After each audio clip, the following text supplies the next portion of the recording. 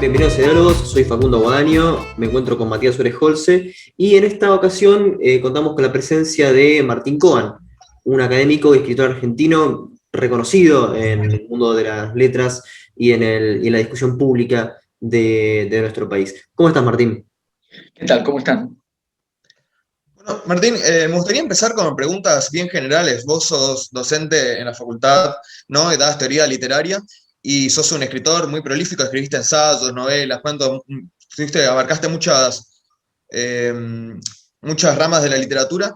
Y me gustaría empezar con la pregunta más básica, que es, ¿cómo entraste al mundo de los libros? Me acuerdo que vos en una entrevista decías que le debías todo a la universidad pública, eso es algo muy importante que me gustaría también que toques, pero me gustaría ir a los comienzos. ¿Cuáles fueron los primeros libros que tocaste, los primeros libros que leíste y dijiste, esto es lo que a mí me interesa, me quiero dedicar a esto? Mira, creo que es un recorrido bastante clásico, sobre todo, digamos, generacionalmente. Si hablas con cualquier lector que tenga más o menos mi edad, yo calculo que las coordenadas van a ser en general bastante parecidas, que es el tipo de publicaciones, todos te vamos a mencionar, yo creo, las colecciones Robin Hood, que ya tienen como una estatura mitológica en las evocaciones de los comienzos de lectura de muchísima gente. Los libros amarillos de Robin Hood, toda la colección de Bomba, y después otras variantes de libros infantiles, algunos de Atlántida. Yo creo recordar, o en cualquier caso invento el recuerdo de que una versión en una de esas ediciones de La Vuelta al Mundo en 80 días de Julio Verne fue mi primera lectura. No hay manera ya de saber si fue así o no así, no importa. Lo cierto es que la recuerdo como la primera lectura.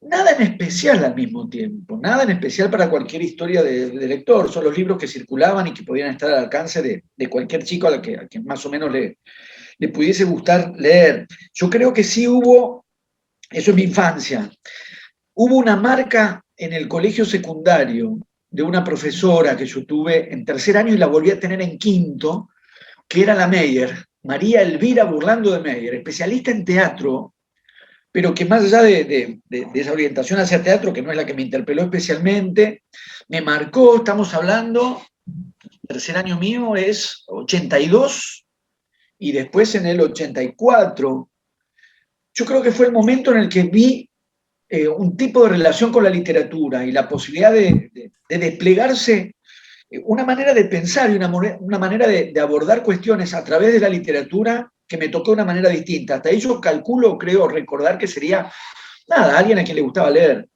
Pero ¿De qué edad más o menos hablamos cuando agarraste el hábito de la lectura? ¿Qué edad más o menos tenías? Y yo creo que ya digamos, de chico, no sé si hábito, no podría decir con qué frecuencia. Yo creo que hábito en el sentido de estar habitualmente con un libro entre manos, o sea, ¿no? Esa condición en la que uno está siempre leyendo algo, siempre hay un libro que estás leyendo, porque cuando lo terminas te pones a leer otro. Yo creo que fue ya en el secundario. En la esquina del colegio al que yo fui hay una librería muy tradicional y tenía así como la rutina, se podría decir, o la costumbre, mejor que rutina, de pasar por ahí, proveerme qué sé yo, qué leía. Agatha Christie leía mucho, cosas muy distintas a las que fui leyendo después. De chico leería como cualquier chico, digamos, al que le gusta leer, no era no estaba encerrado leyendo, pero tampoco era algo exactamente esporádico o exactamente excepcional. Yo te diría, me veo como en un horizonte absolutamente convencional y absolutamente estable de cualquier persona, ya te digo, de mi edad, a la que le preguntes si le gustaba leer. Yo creo que o uno lee las entrevistas y aparecen las mismas coordenadas, como digo. La colección de Robin Hood nos marcó muchísimo. Ahora, sí creo que hay un punto de inflexión ahí con esa profesora en el secundario, cuando yo tenía 15, que fue algo más que me gustaba mucho leer, digamos, sino la idea de que había digamos, una posibilidad de pensar de determinada manera a partir y a través de la literatura. Claro, recuerdo que cuando le dieron el Nobel se me fue el nombre, el autor del extranjero, a Camus, Albert Camus, había escrito una carta a un docente también de la escuela secundaria, básicamente con el mismo agradecimiento que estás haciendo vos a esta docente. Se ve que hay docentes, a muchos escritores que lo marcaron en ese periodo de la vida, ¿no? Yo que soy docente ahora y que fui docente en escuela media hace tiempo, pero por un cierto tiempo también, sí, es muy interesante pensar que en esa instancia, que no es en la que yo trabajo ahora, que es en la carrera de letras de la universidad, por lo tanto, con quienes ya, por una línea o por otra, de una manera o de otra, pero eligieron por lo pronto la carrera de letras, o en general son los quienes han elegido la carrera de letras. En el colegio secundario, donde las relaciones con la lectura y con la literatura pueden ser muy diversas, es interesante que un docente que estaba hablando para un curso de 30 y pico, donde podía estar yo que leía, tal o cual que leía, pero otros compañeros que tenían intereses que podían ir por lados muy distintos, y yo creo que eso también lo veo o lo vi ya en ese momento como una condición posible de la literatura, la posibilidad de desplegar un campo de cuestiones a las que le podés entrar por muchísimos lados. Ahora, siempre digamos, con la literatura potenciando eso. Digamos, no es que la literatura es como una especie de máquina de sacar temas de conversación, ¿no? Entonces, bueno, porque ahí encontrás muchas cosas. No es eso, es un tipo de representación, un tipo de configuración de un imaginario, un tipo de relación con las palabras y con los sentidos especialmente intensa, y por lo tanto las posibilidades para pensar, cuestionar, discutir cuestiones ahí es también especialmente intensa. Yo creo que ese es el momento en que trabé con la literatura, más allá del gusto de leer que ya tenía. No sé si ya ahí, pero me parece que fue el primer momento en que entreví que esa posibilidad existía. Claro. Y si hablamos de un libro que lo leíste y dijiste, me quiero dedicar a la literatura, me quiero dedicar a escribir, o es un episodio, es decir, la motivación de escribir no vino tanto por un libro, por un autor, sino por algún otro episodio de tu biografía. La motivación de escribir vino de la manera más simple, más auténtica, me permitiría decir, y por lo tanto también más espontánea, que es que fue simplemente parte de las cosas que me gustaba hacer, ya cuando era chico. Quiero decir, ahí vuelvo a la infancia, las cosas que uno puede escribir en la infancia, pero digamos, no importa lo que uno escribía, ya llegado el caso, es ya un indicio de algo que descubrí que me gustaba hacer y que apareció sin ninguna carga rimbombante, ¿no?, de la escritura ni de la literatura, y mucho menos en relación a una especie de vocación o de intención o de perspectiva de dedicarme a la literatura en el sentido de la escritura literaria. Eso es algo en lo que no pensé nunca en absoluto. Ahora, Sí. sí, no, que bueno, justamente en algo que siempre nos marca, suelen ser los popes intelectuales, ¿no? Que no necesariamente pueden ser personas de la literatura. Yo me estaré viendo más que nada la historia de las ciudades argentinas, si hubo algún ensayista o algún pensador en particular que te marcó y seguiste cierta línea. Yo creo que tanto a Matías como a mí, la presencia de Mario Bunge en nuestras vidas, más que nada en nuestra temprana juventud, fue muy fuerte. Y me gustaría saber cuál fue la tuya. Quizás, no sé, habrás encontrado a Sebrelli, Gittrick, Terán, o quizás algunas personas más ligadas al mundo de la literatura, como Saer, o no sé, Jorge Borges. Borges también. Escúcheme, y por lo tanto ustedes tienen respecto al psicoanálisis las mismas ideas que tenía él. Sí, yo creo que Bunge no es muy buen crítico del psicoanálisis, pero sí somos críticos epistemológicamente con el psicoanálisis. Ah, ya, qué bueno. Recomiendo mejor las críticas de Jacques Baudrillard, ya que hablamos del tema. Ya. Bueno, respondo entonces como psicoanalizado que soy, eventualmente. Sí, están esas referencias, pero yo diría que hay que ir un poco más adelante, cuando yo ya entro a la carrera de letras. Cuando ya tengo la intención de dedicarme a la literatura, aunque era una intención no del todo definida en términos profesionales ni en términos de salida laboral. Yo diría, por un lado, escribir me gustaba y punto, me gustaba y lo hacía porque me gustaba, que es la misma relación que tengo con la escritura exactamente ahora, tantos años después. ¿Por qué escribo? Porque me gusta, punto. No, todo lo otro que se genera, que obviamente me interesa o me motiva en algún punto, publicar, que los libros circulen, que haya lecturas, estoy muy feliz con los recorridos que los libros tienen, pero mentiría si dijera escribo por eso. Escribo porque me gusta, y si dejara de gustarme, dejaría de hacerlo. Si dejara de disfrutarlo, dejaría de hacerlo. La elección de la carrera de letras no estuvo necesariamente atada a que me gustara escribir, sino a la intención de que la literatura no tuviera en mi vida el lugar de un hobby en el tiempo libre. No hubo mucho más, digamos, cálculo que sin tener del todo claro si después iba a dedicarme a la docencia, a la investigación o a la edición o a qué. Sí, la idea de que siguiendo cualquier otra carrera y cualquier otra profesión, la literatura iba a ser un asunto al que yo me iba a poder dedicar en los tiempos libres, o sea, en las vacaciones, en los fines de semana, y que al elegir la carrera de letras, digamos, cambiaba la disposición de la temporalidad. La mayor parte del día iba a transcurrir haciendo cosas relacionadas con la literatura. Y fue esa la decisión para seguir la carrera de letras. Cuando yo entro a la carrera de letras, esto ya es en el año 86, en 1986, la primera clase que yo tomo ya en la carrera, de la primera materia, que era Literatura Argentina 1, lunes 19 horas, empiezo mi cursada en la carrera de letras y entra David Viñas, y ese es el primer profesor que yo tuve, de la primera clase que yo tuve en toda la carrera de letras. Carrera, digamos, en cuyo desarrollo efectivamente iba a cursar no con Sebrelli, pero sí con Oscar Terán, que cursé una materia, él dictaba una materia en filosofía, yo la cursé, Carlos Altamirano, Beatriz Arlo, Josefina Ludmer, Noé Citric, Jorge Panesi, Nicolás Rosa, efectivamente. Tuve Ricardo Pili. Pues, o sea, lo que están logrando es casi una elite, o sea, fuiste muy afortunado. Muy, absolutamente, por eso cada vez que puedo, efectivamente agradezco esa formación extraordinaria que tuve en la universidad, como sabemos, pública y gratuita, poder tomar cursos con semejantes intelectuales. Ahora, la puerta de entrada fue Viñas.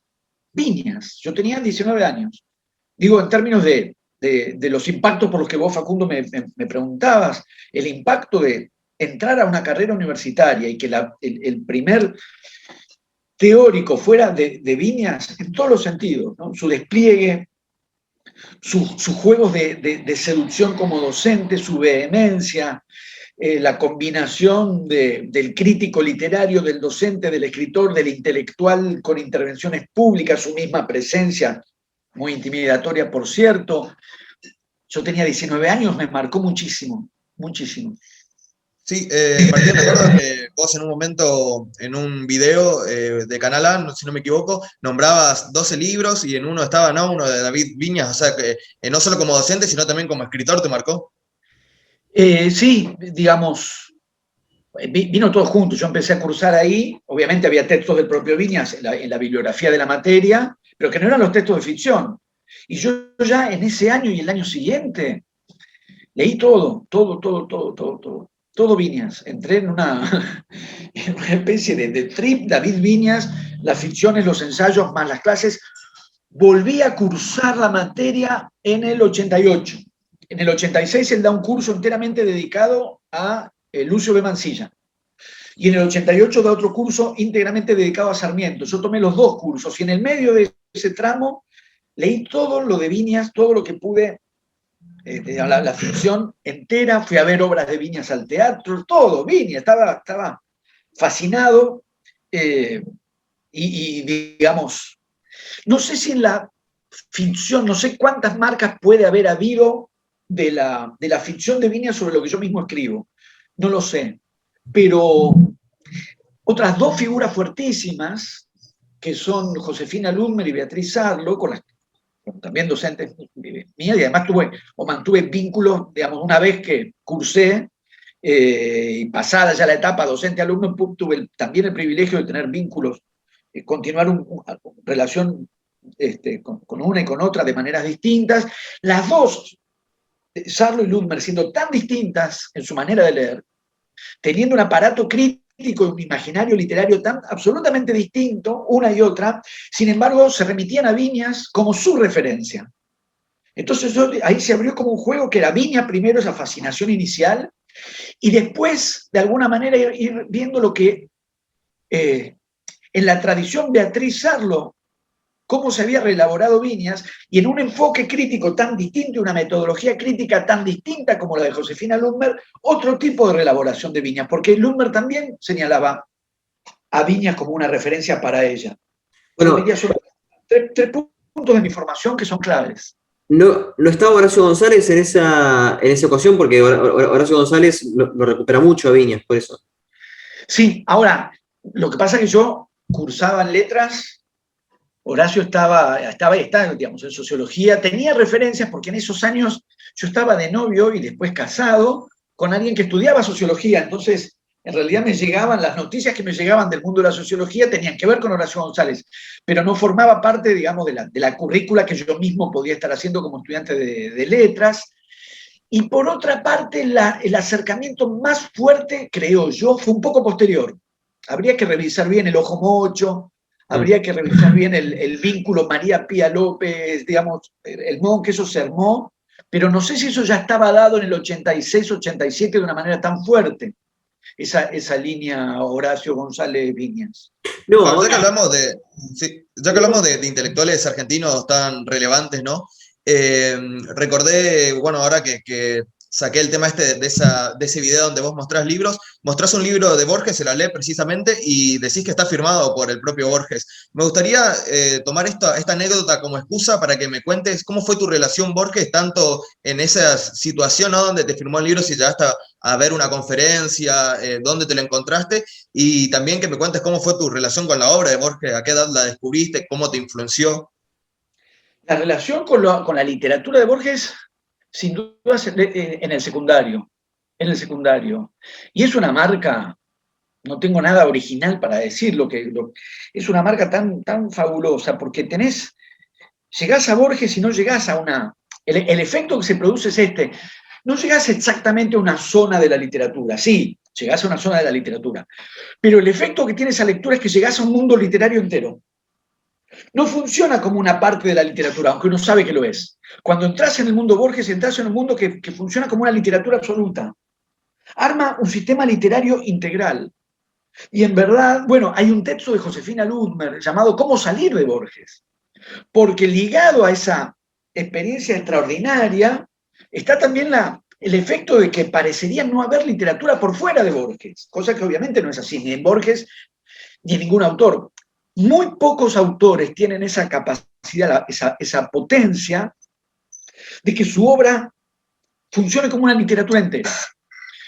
Funciona como una literatura entera. Entonces yo diría, el movimiento es doble para no empobrecer tampoco no a Borges, que no hay manera, es imposible, es innecesario, sino no empobrecer la propia relación con el mundo Borges, que es un juego de entrar y salir.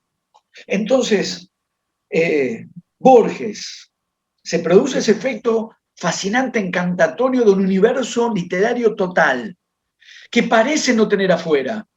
Vas a leer Manuel Puig, cosa que a mí me pareció posteriormente ya en la carrera de letras, y decís, no, bueno, hay otro mundo.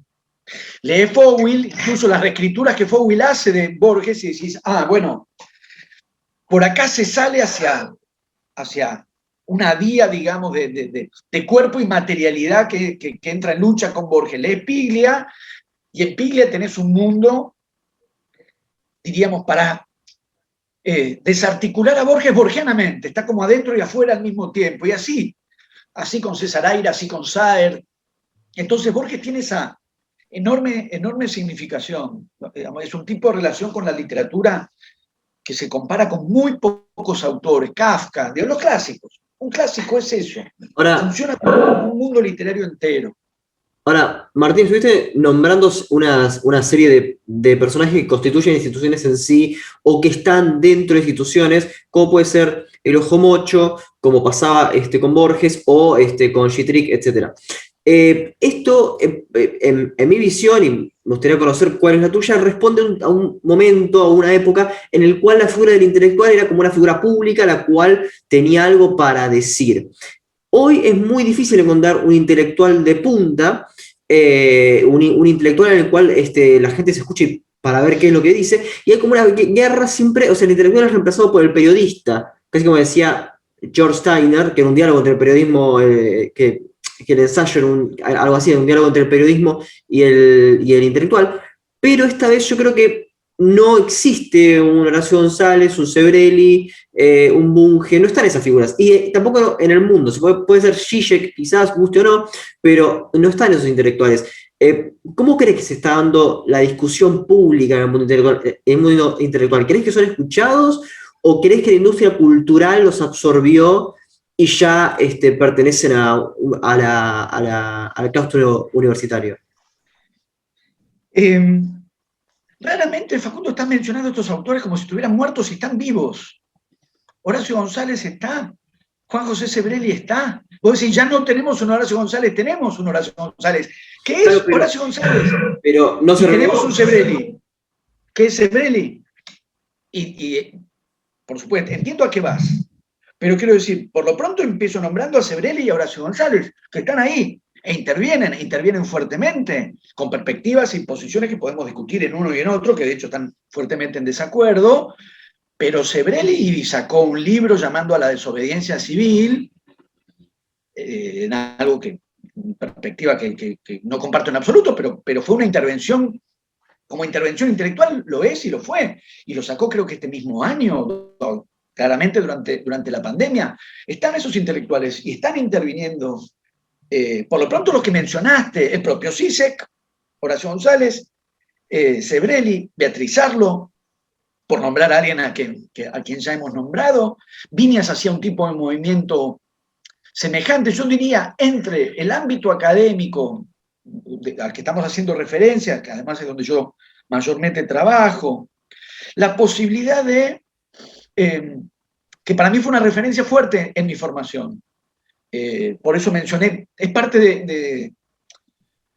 de mi vínculo con Viñas, por ejemplo, aunque no se limita solamente a Viñas. Viñas escribía en ese momento una vez por semana en Página 12, como escribe ahora, actualmente, Noé Gitric, una vez por semana en Página 12.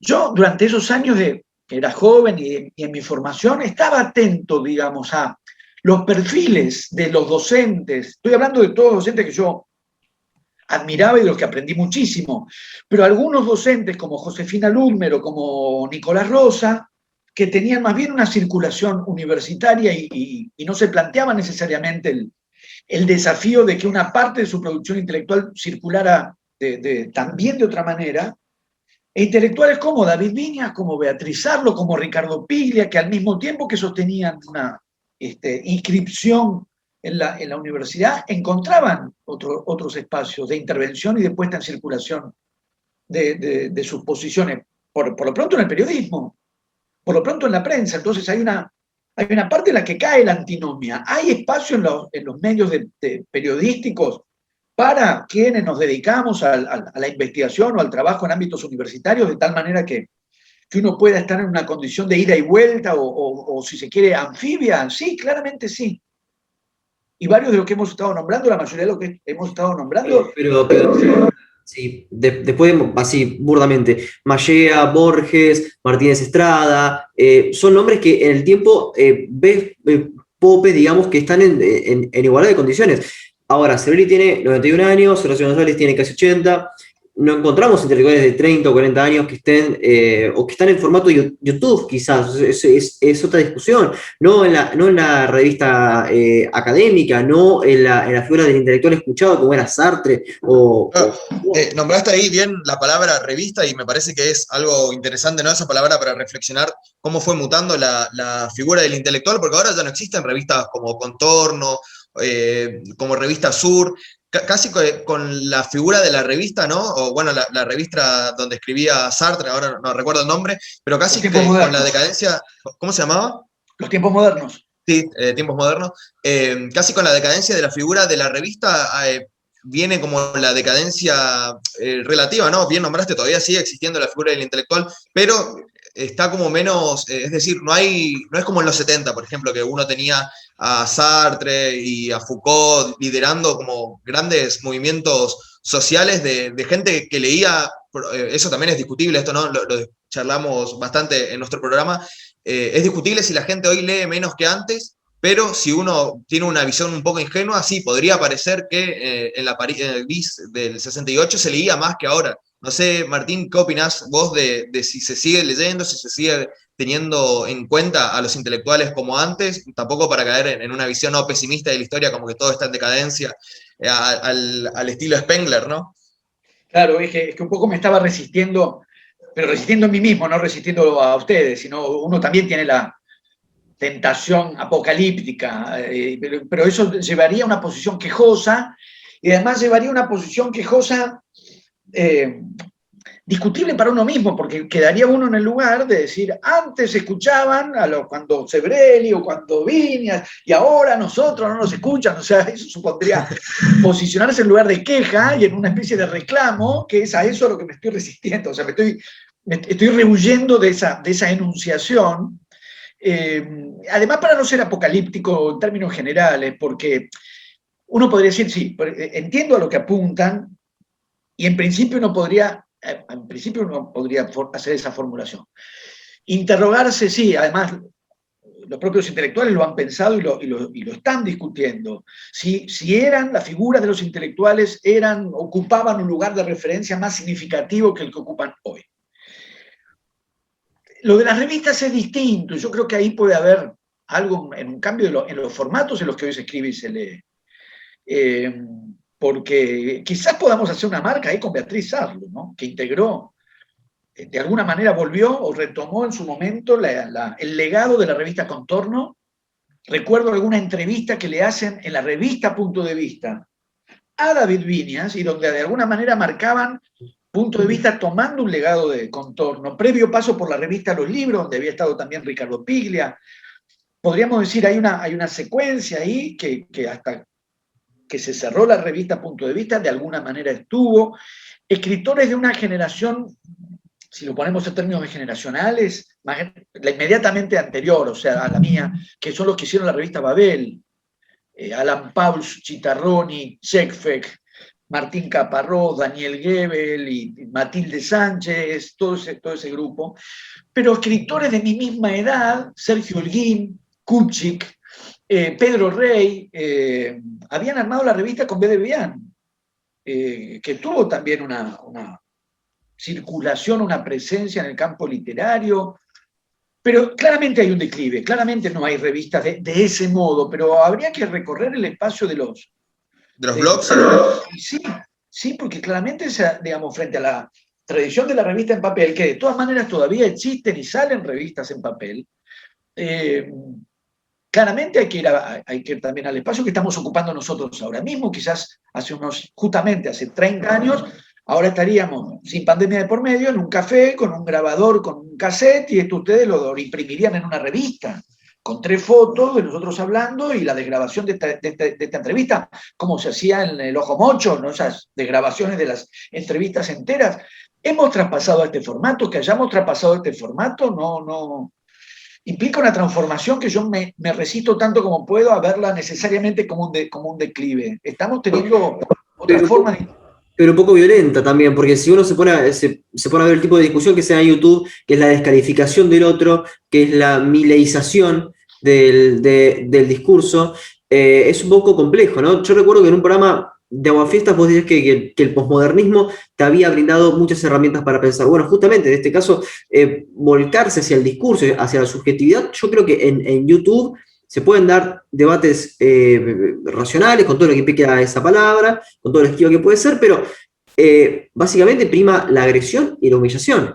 O sea, te vas a ver, por ejemplo, los comentarios en tu debate con Sartelli, son muy absurdos la mayoría. Así es. Sí, incluso yo, que estoy dispuesto a todos los debates, fue una de las veces en las que,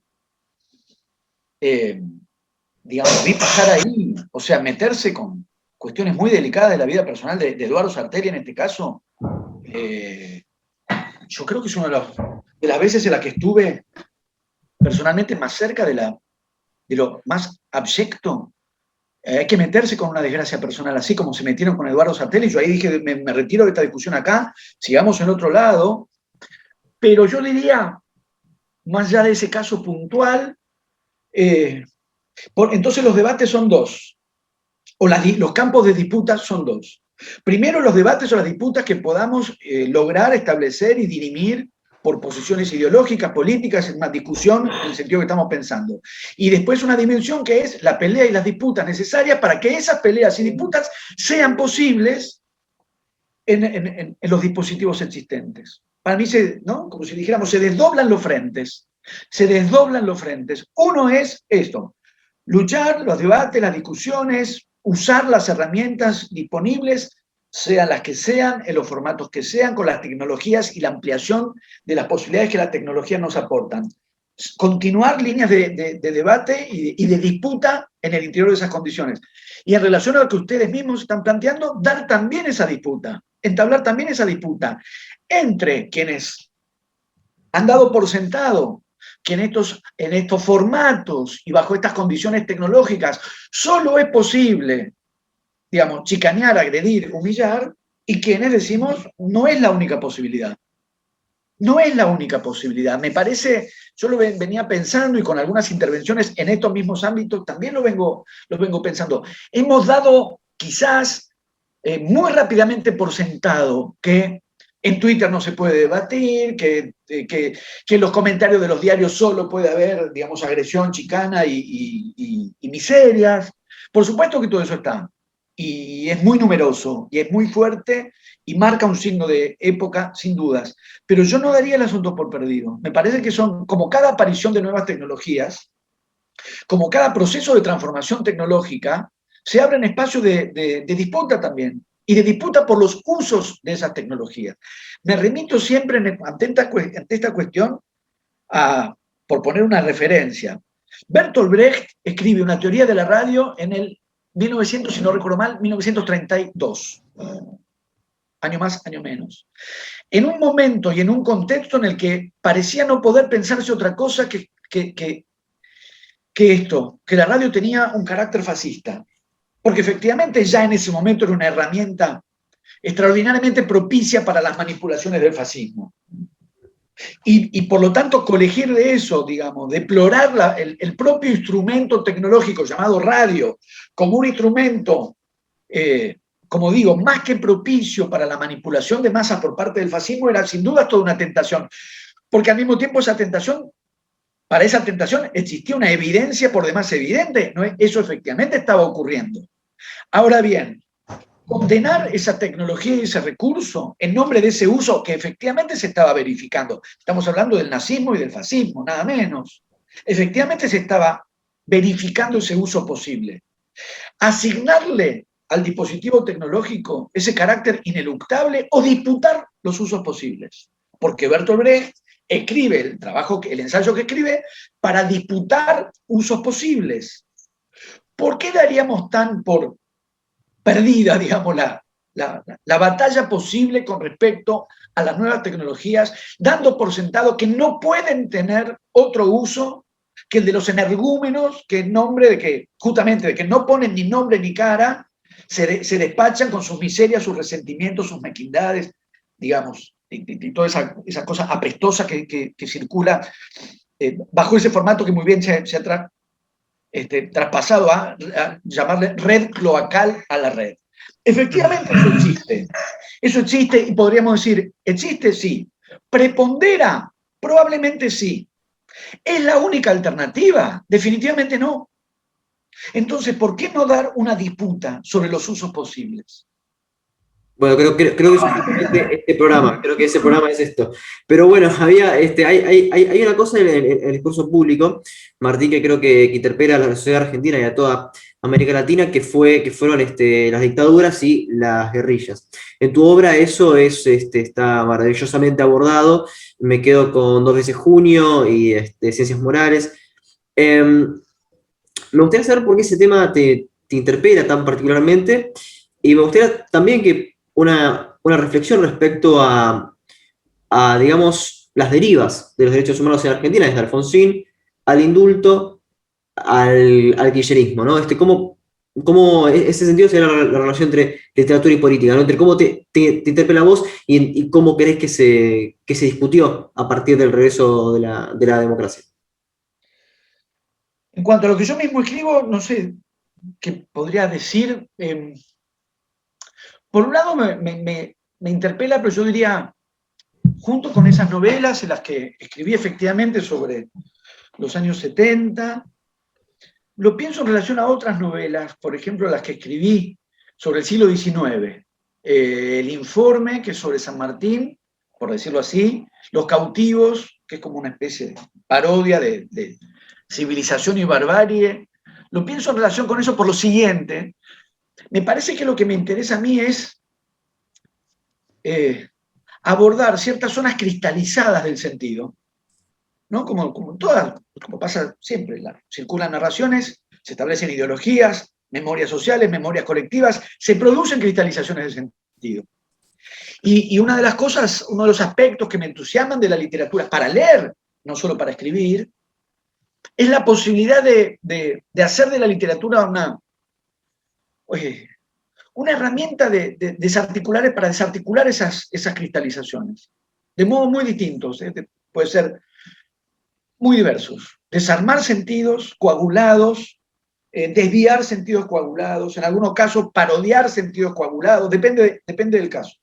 Pero me parece que lo que me atrae es cuando hay una cierta estabilización de un orden de sentido, intentar, no diré que me sale, pero intentar perturbar ese orden del sentido. Eso es lo que me parece que me motiva. Quiero decir, no me motiva la dictadura militar como tema. No lo podría expresar en eso, no me reconozco en esa formulación, ¿no? Tipo composición tema, la vaca, una novela tema, la dictadura militar, no lo pienso así porque no me funciona así. Lo pienso, digamos, sí en estos términos, ciertas zonas del pasado en las que se estabiliza un orden del sentido y pensar si no se puede, por lo menos, interferir ese orden del sentido. Claro, también noto cierto interés por el tema del conflicto en sí, ¿no? Los 70 fue, bueno, claramente una década muy conflictiva y en tu obra también, en tu pensamiento, se trata mucho el tema del conflicto. Sí, absolutamente. Y si yo lo podría pensar, si lo pienso desde algunos ensayos que yo escribí un ensayo que se llama El país de la guerra, que me parece que respondería exactamente a lo que estamos diciendo, que es la posibilidad de recorrer en clave de conflicto la historia y la literatura argentina, desde la independencia hasta el presente, recorrerla entera en clave de conflicto. Porque efectivamente me parece una clave de interpretación que me atrae muchísimo y que además que me atrae a mí, que eso es anecdótico, me parece que funciona. Claro. Sí. Hablando de tu libro El país de la guerra, que es muy interesante, lo recomiendo mucho, en este ensayo haces como un recorrido, ¿no? Justamente del conflicto, por ejemplo, entre civilización y barbarie, y también analizás el militarismo y la beligerancia que está tan en las raíces de la historia argentina. Me pareció muy interesante porque nosotros, por ejemplo, estuvimos también con el politólogo Andrés Malamud, y él tenía la opinión contraria, como que Argentina no era un país que haya tenido una historia guerrera y que, bueno, eso lo diferenciaba, ¿no? de la historia de otros países, que este era un país que digamos, en realidad no solamente Argentina, sino Latinoamérica, que estaba más abocado al comercio que a la institución de la guerra, y por eso, en cierta medida, padecía de instituciones débiles. Esta es una hipótesis muy, muy polémica, muy, muy extraña también a mi punto de vista, que, bueno, estuvimos discutiendo con varios politólogos. Acá en tu libro vos mostrás justamente la cara opuesta, ¿no? La parte beligerante y militarista que está en el corazón de la historia argentina, se podría decir, ¿no?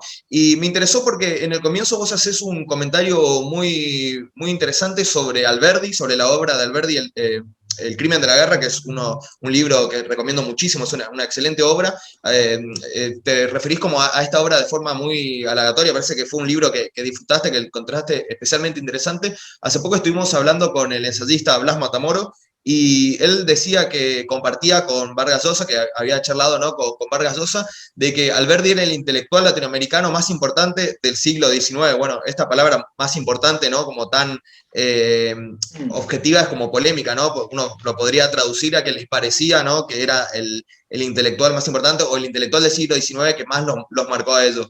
Me gustaría saber tu opinión, ¿no? sobre Alberdi, más allá de este libro tan fundamental, ¿no? El crimen de la guerra, sobre todo porque hay una especie de revival de Alberdi, ahora que está de moda como el liberalismo, ¿no? que salen tanto los liberales a hablar en la tele. Muchos jóvenes se están poniendo a leer a Alberdi, y la verdad que lo encuentro positivo. Es un intelectual, bueno, es un gran escritor. El crimen de la guerra es un libro que está muy bellamente escrito. De hecho, a mí me recordó muchísimo a La paz perpetua de Kant. Es un libro, casi parece un libro kantiano, ¿no? Varias cosas de lo que me plantean. Una, bueno, si eso que se llama liberalismo, tal como circula en los medios argentinos, ha promovido la lectura de Alberdi, por fin aportan algo valioso. Además de mentiras, falacias, engaños y desgracias. Al menos le podemos recuperar eso. Sí, por ahí hay algunas discrepancias con Malamud. Yo sé que hay algunas seguro tenemos, que él dice que yo soy kirchnerista y yo opino que no. Así que podemos tener también una diferencia de criterio, lo cual no, que probablemente el equivocado sea yo. Pero más allá de esto, yo no soy politólogo. Yo soy crítico literario. Es decir, trabajo con las narraciones, con la producción de sentido, con los imaginarios. Entonces yo diría, justamente, yo enfatizaría, justamente, un país con las características, pongamos, que vos acabás de describir, ¿qué significa que defina, que consagre en el imaginario de una identidad nacional como figuras de padres de la patria a San Martín y a Belgrano? Uno y otro particularmente cargados de los valores de lo militar. En el caso de San Martín es más que evidente, ¿no? Es claramente, contundente y redondamente la figura de un militar. Hacer de San Martín, antes del país de la guerra, yo había publicado otro libro que surgió de la tesis de doctorado que yo hice, que se llama Narrar a San Martín. ¿Qué supone, qué implica en la configuración de un imaginario de identidad? Por eso yo decía, no soy politólogo, yo trabajo, yo me dedico a la literatura, trabajo con narraciones y producciones de sentido. Entonces, yo enfatizaría, si empíricamente se han verificado en la historia argentina las características que ustedes señalaron a partir de Malamud, doble desafío para mi interrogación y para lo que yo me planteo o me planteé analizar. ¿Por qué configurar como padres de la patria a un hombre de guerra, netamente un hombre de guerra, que, como San Martín, que de una manera sumamente significativa, casi no tuvo en la Argentina otra intervención, casi, no digo que no, pero digo, se lo formula y se lo define a partir de la condición del hombre de guerra. Y en el caso de Belgrano, esa condición dual, de quien no estaba formado para la guerra, pero una parte del imaginario sacrificial del Belgrano, padre de la patria, fue haberse volcado abnegadamente a una función y sacrificialmente a una función de guerra. Ejemplos que se me ocurren a propósito de Belgrano y para simplemente ilustrar rápidamente estas cuestiones. Una es una anécdota, pero es una anécdota que puede ser significativa. La empresa de micro, yo he viajado ahí, Pullman General Belgrano. No se llama Pullman Doctor Belgrano, y era abogado él. ¿Por qué si era abogado? No se llama la empresa, por poner cualquier ejemplo, pero va ligado a General Belgrano. Es decir, va ligado al predominio, incluso en la escena de la creación de la bandera, digamos, está ligado a una función militar. El Belgrano de la función militar preponderando con respecto, por ejemplo, al hecho que integró la primera Junta de Gobierno.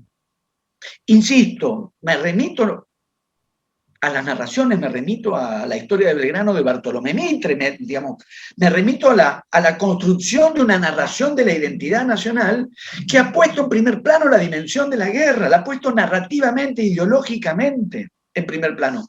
Suelo en estos casos invocar, echar mano de lo siguiente: el viejo billete de 10, ahí está Belgrano. El nuevo billete de 10, que está otra vez Belgrano, un poco más hinchado que la vez anterior. Está más operado. ¿Eh?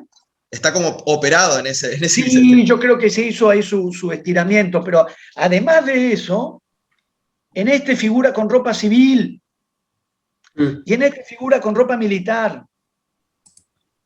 Y yo creo que en ese traspaso de un billete de 10 a otro está la carga de significación que yo estoy queriendo subrayar. Entonces, yendo al Alberdi, la pregunta no es una pregunta de carácter contrafáctico, es una pregunta, o en todo caso es un planteo de análisis de la configuración de la identidad nacional. Alberdi no es el padre de la patria, y obviamente no es que no estamos midiendo méritos objetivos. Por méritos objetivos, justamente, tiene una apoyatura objetiva, por supuesto, no tengo, como mencionamos antes, no tengo la posición, ni quisiera tener la posmoderna de las ficciones y que la historia es ficción. No, digamos, los hechos reales ahí están y la historia se remite a esos hechos reales. Belgrano, San Martín, Alberdi, sus textos, su acción, efectivamente. Ahora, ¿cómo se produce sentido a partir de esas referencias reales? Esta es una pregunta de la literatura. o que puede hacerse desde la literatura. Volviendo a aquella profesora mía de tercer año, la primera con la que pensé, ¿qué posibilidades se abren cuando uno piensa desde la literatura? ¿Qué es? Insisto, no es un contrafáctico. Tenemos estas figuras del siglo XIX argentino, Sarmiento, San Martín, Rosas, Alberdi. Primero, la resolución de una narración de la identidad nacional presidida con figuras de padres de la patria, que es algo que podemos tener más o menos naturalizado, porque educados en la Argentina nos parece que las patrias están ahí, que tienen padres, hasta que empezamos a cotejar otras formas de formulación y de articulación de la identidad nacional, y no siempre hay padres de la patria. En nuestro caso los hay.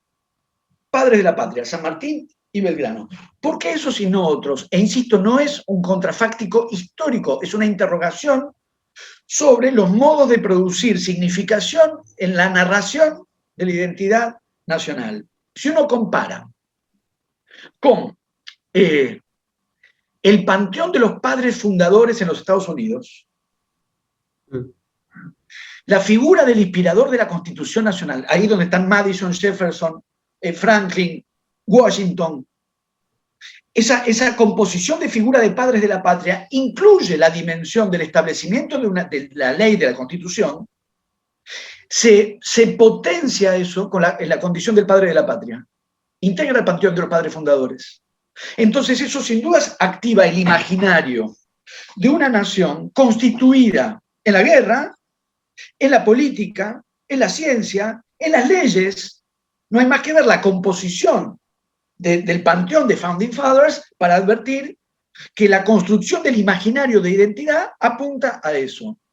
La carga del mito de origen, de la fundación imaginaria de una identidad nacional, pone esas variables: guerra, política, ciencia, ley. La resolución en la identidad nacional argentina, la resolución narrativa, ideológica, historiográfica, cultural, ha puesto el centro en la guerra, en las figuras de guerra, del hombre de guerra como San Martín o del hombre entregado a la guerra como Belgrano, y no integró a Alberdi ese panteón. No lo integró. Sí, es una figura importante, en algún momento con Alfonsín estuvo en los billetes. Yo viví hace unos años en la avenida Alberdi, que termina en Matadero. Sí, la cancha de Belgrano de Córdoba está en el barrio Alberdi. Tenemos coordenadas de reconocimiento a Alberdi. Pero no se trata de eso, se trata de la estatura mitológica, desde la historia, con la configuración de un padre de la patria. A Alberdi no se le concedió esa estatura.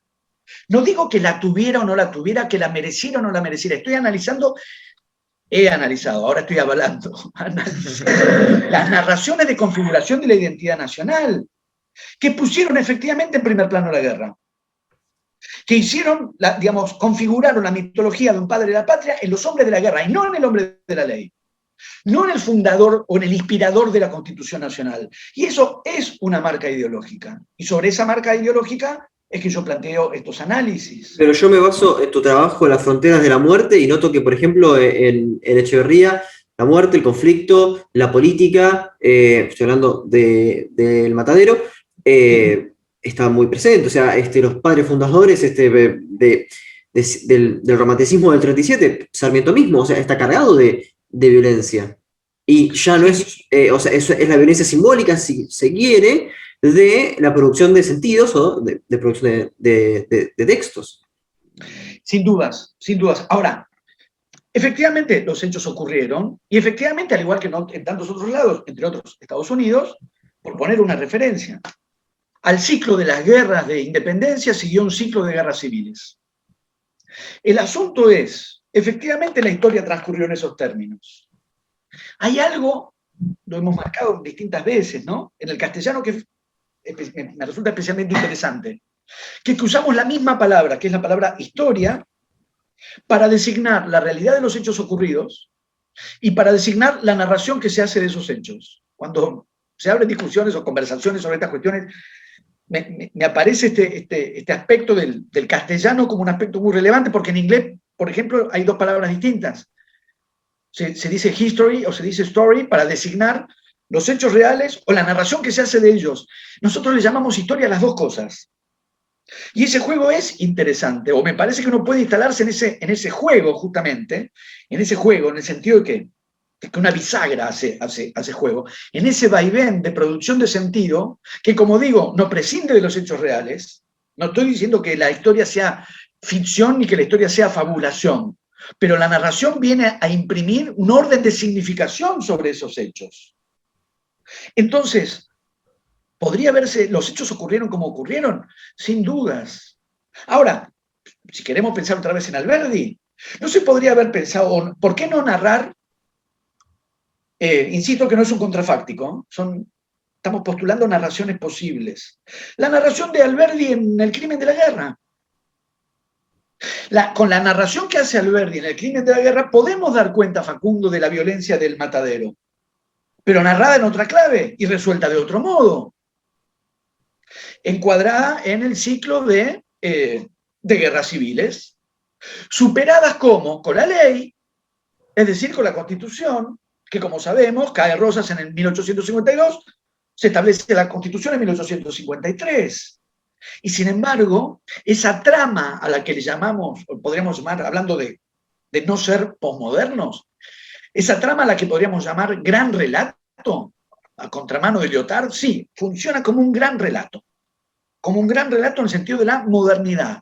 El ciclo moderno de una constitución de Estado nacional con un gran relato de la identidad nacional. Ese gran relato imprimió un orden de sentido distinto al de Alberdi. Distinto al de Alberdi en el crimen de la guerra. Entonces, Alberdi es fabuloso por muchísimas razones. Una de ellas es que es disonante respecto de la narración que llamaríamos hegemónica por la línea de Mitre, en un contrapunto que no es el que habitualmente se establece desde lo que dio llamarse revisionismo histórico, sino una manera y una alternativa completamente distinta para desconfigurar la narración establecida por la historia de San Martín y la historia de Belgrano de Mitre. El crimen de la guerra. Justamente hablando, perdón. Sí, pero pensé que tenía el micrófono apagado. Hablando de esta desconfiguración, se me vino a la mente un ensayo, un texto muy, muy cortito de Martín Caparrós, que causó mucha polémica hace un par de años, donde él analizaba, decía esto, ¿no? El ejército argentino, bueno, con la dictadura de los 70, todo, pareciera como que no cumple ninguna función y cuando tiene en sus manos el poder de cumplir funciones de Estado importantes, como por ejemplo gobiernos de facto, los resultados fueron desastrosos. Y Martín proponía una hipótesis que me gustaría charlar con vos, a mí me parece muy interesante, sobre todo, pues, claro, un pacifista a lo Bertrand Russell. Caparrós decía, ¿por qué directamente no se disuelve el ejército argentino y se lo deja de financiar por completo y la institución del ejército desaparece? Y ponía de ejemplo, por ejemplo, Costa Rica.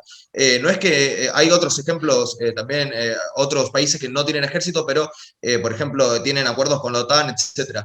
El caso de Costa Rica fue como quizás el más relevante porque, bueno, es un país bastante, digamos, de un tamaño considerable comparado a otros países de África, por ejemplo, que no tienen ejército, pero son extremadamente pequeños. Y el presidente de Costa Rica, si no me equivoco, estoy casi seguro, recibió un Nobel de la Paz e intentó convencer, por ejemplo, a Mujica de eliminar el ejército. Decía, el razonamiento es simple, un país como Uruguay, ¿cuál es la hipótesis de guerra? ¿Con quién podría pelear? Un país con el que Uruguay perdería, nunca lo va a invadir, no hay razones para invadir, y por ejemplo un país, y Brasil se le ocurre invadir Uruguay, no tiene ninguna posibilidad de ganar, es decir, ¿para qué función cumpliría el ejército ahí? Y bueno, ahí también podemos hablar de acuerdos internacionales, etcétera, y bueno, también darle más poder a instituciones como la ONU, bueno, eso se puede charlar, pero me gustaría charlar esta hipótesis de Martín, a mí me pareció considerable, ¿no? La idea de desaparecer los ejércitos nacionales. ¿Qué opinas de esto? No sé muy bien, yo no soy pacifista, para nada, soy lo contrario incluso. Entonces no sé si podría avanzar mucho en esa dirección, al menos no en términos de pacifismo. Sobre todo teniendo en cuenta que independientemente que las respectivas constituciones, que son de hecho las que se quiebran durante las dictaduras, plantean la interdicción de la intervención de las Fuerzas Armadas en asuntos internos, lo cierto es que cuando el orden social se desestabiliza, o se ha desestabilizado históricamente, y se ha desestabilizado para una perspectiva de revolución social, efectivamente las Fuerzas Armadas cumplen con su función, que es la preservación del estado de cosas, que la preservación del sistema de dominación imperante. Por lo tanto, es por eso que no se van a desarticular. Al mismo tiempo, yo no apuntaría, ni siquiera en términos de ideal, no pensaría en un ideal de disolución del aparato represivo. Puesto en términos de ideales, mi ideal sería un proceso de transformación social, que no podría ser sino violento, dado que no se conoce en la historia humana ningún régimen de dominación social que haya sido desalojado del poder sin haber ofrecido resistencia. Tienen eso los que tienen el poder. Cuando se los desafías, se ponen violentos. Por lo tanto, la violencia es un aspecto a considerar en cualquier proceso de transformación social, por las razones, digamos, obvias. Es muy claro, ¿no? Y es muy obvio. Efectivamente, si uno abre una perspectiva de transformación social radical, ¿no? Radical, de una transformación radicalizada del estado de cosas, no puede sino calcular, considerar, contemplar que los sectores dominantes van a ofrecer una respuesta represiva, violenta. Y el aparato, efectivamente, los aparatos del Estado están puestos al servicio de la preservación de ese sistema de dominación. Entonces, la disolución sería, ¿con qué perspectiva? Que en un futuro de revolución social los sectores dominantes no van a tener un brazo armado de donde reprimir, eso no va a ocurrir. Es imposible, lo formarían instantáneamente para defender sus intereses de clase dominante. Yo no lo veo no lo veo exactamente por ese lado. Por otra parte, hay una dimensión que es en la que yo trabajo, que tiene que ver con la ideología. Vos ponele la utopía, tomando lo que me comentás del texto de Martín Caparrós. No se trataría de meramente disolver el ejército, sino disolver una ideología militarista. Porque incluso después de la dictadura militar, la relación de la sociedad con su ejército felizmente se resquebrajó o entró en crisis o encontró un punto de su ruptura, y la conformación ideológica de la identidad nacional quedó intacta. San Martín siguió siendo intocable. No digo San Martín está muerto. Me refiero a el tipo de configuración de identidad nacional que ha hecho de San Martín, ha dotado a San Martín de la dimensión mitológica del padre de la patria, y también a Belgrano. Ese dispositivo ideológico es fuertísimo y resiste. Incluso esos trances, Malvinas y post-Malvinas, donde se resquebrajó como nunca, y para bien, la relación entre nuestra sociedad y sus Fuerzas Armadas, la ideología que constituyó un imaginario de identidad nacional se sostuvo. Se sostuvo y se sostiene. Bueno, pero me gustaría ir a tu libro 1917 para explorar las figuras de Lenin y Trotsky, que, bueno, efectivamente la Revolución Rusa se dio, pero en ningún momento desapareció el ejército. Entonces, si se lleva un proceso revolucionario que busca abolir la sociedad de clases, el ejército no se disuelve, sino que se queda o se refuerza o se cambia para evitar conflictos o para que haya conflictos con otros países que estarán en desacuerdo con este nuevo orden social. Entonces, Martín, lo que estaría pasando es que se cambiaría, en este caso, el aparato represivo por otro. Sí, así es. Es lo que deben llamarse dictadura del proletariado. Efectivamente, así es. Es perfecto. Lo dijiste a la perfección. Con dos variables, pero igual yo estoy acá diciendo cosas que cualquier politólogo explicaría, cualquier sociólogo explicaría o plantearía infinitamente mejor que yo. Efectivamente, una vez producida la revolución, ahí donde se produjo la revolución, hay una fase posterior que tiene que ver con la consolidación del proceso revolucionario frente a la resistencia de la clase a la que ha sido desalojada del poder, que efectivamente resiste. También en Rusia siguieron años de guerra civil después de la revolución de 1917. Pero después está la faceta clave que vos señalás, que es qué pasa con esos otros países, sobre todo cuando la revolución, como ocurre en Rusia, no se produce en uno de los países centrales. Cómo sostener el proceso revolucionario respecto de los países económicamente más fuertes del capitalismo, militarmente más fuertes del capitalismo. Cómo sostener y proteger la revolución cuando esa revolución se ha producido en un país más atrasado, más limitado, y tiene que luchar no solo fronteras adentro con las resistencias de la clase socialmente desalojada del poder, sino también con las otras potencias mundiales. Entonces, estoy diciendo algo, insisto, invitemos a un sociólogo y un politólogo, lo va a explicar infinitamente mejor que yo, pero al mismo tiempo es algo recontra sabido. Efectivamente. Perdón, Martín, pero estaba casi olvidado que la Unión Soviética, o sea, no estoy haciendo una apología de la Unión Soviética, pero pasó a ser segunda potencia mundial en, no sé, en 20, 30 años. Siempre estuvo entre los primeros puestos, primero y segundo. Sí. Lo cual no es un logro menor. Está bien, con vidas, pero a ver, cualquier proceso revolucionario, inclusive uno capitalista, tiene vidas en sí. Entonces, aplicando eso, nosotros vemos tu obra siempre, Martín, desde el lado de el marco de sentido que hubo en la dictadura, a partir de lo que se construyó en el diálogo entre los militares y sus víctimas. Ahora, si nos posicionamos en ERP, Montoneros, FAP, FARC, ¿crees que eran modelos viables de país o crees que era un aspecto burocrático o una cuestión delirante? ¿Cómo evaluás esos movimientos? Una cosa sobre lo que dijiste de la Unión Soviética, que efectivamente es así, y al mismo tiempo, tal como Trotsky lo manifestó en esos mismos años, si no se lograba que en países europeos claves, por ejemplo Alemania, se produjese también la revolución rusa estaba destinada a fracasar. Eso es algo que el propio Trotsky planteó. Por un lado. Por otro lado, personalmente no, delirio sin dudas no. Yendo a la pregunta de... por otra parte, es muy fácil o podría... no es fácil. Podría llegar a ser muy confortable, ni siquiera fácil, muy confortable la posición de alguien como yo, que no vivió esos años o lo vivió desde la infancia y mira retrospectivamente desde 1900 y pico, y 1985 yo tenía 18 años. Hoy, 2021, y decir, estaban equivocados, ese proyecto revolucionario no podía prosperar. Eventualmente lo sabemos hoy. Si eso efectivamente no podía prosperar, el asunto es si había elementos para, a fines de los años 60, advertir esa imposibilidad. Ese es el punto, eventualmente. Hoy sabemos que el proyecto fracasó.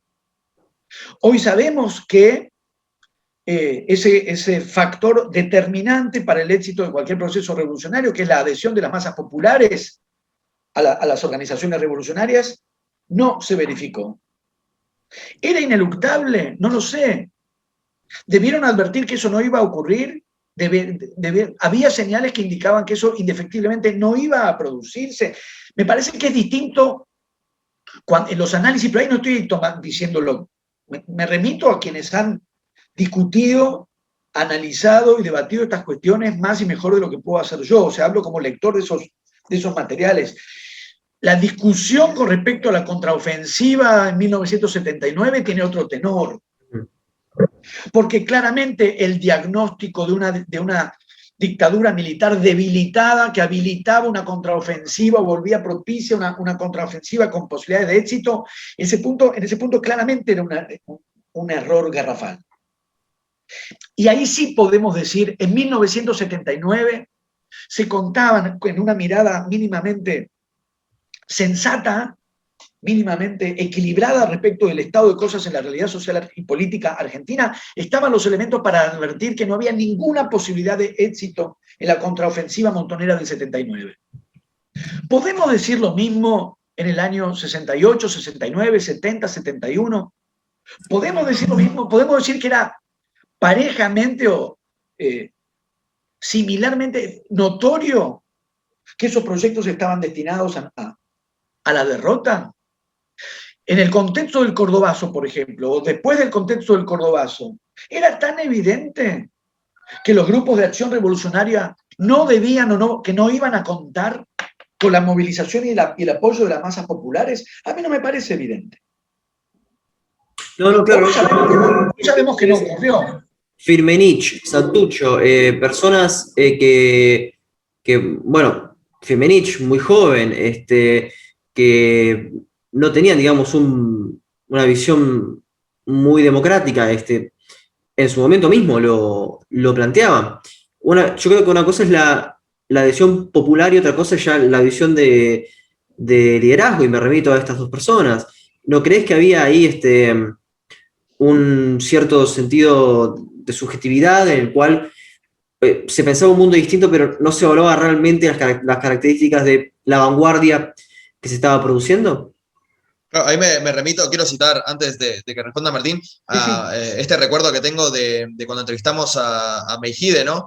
Nosotros le preguntamos, bueno, estábamos hablando de todo lo que fue el movimiento de los 70, le preguntamos, ¿qué pensás que hubiera pasado, ¿no? Si Firmenich, por ejemplo, tomaba el poder?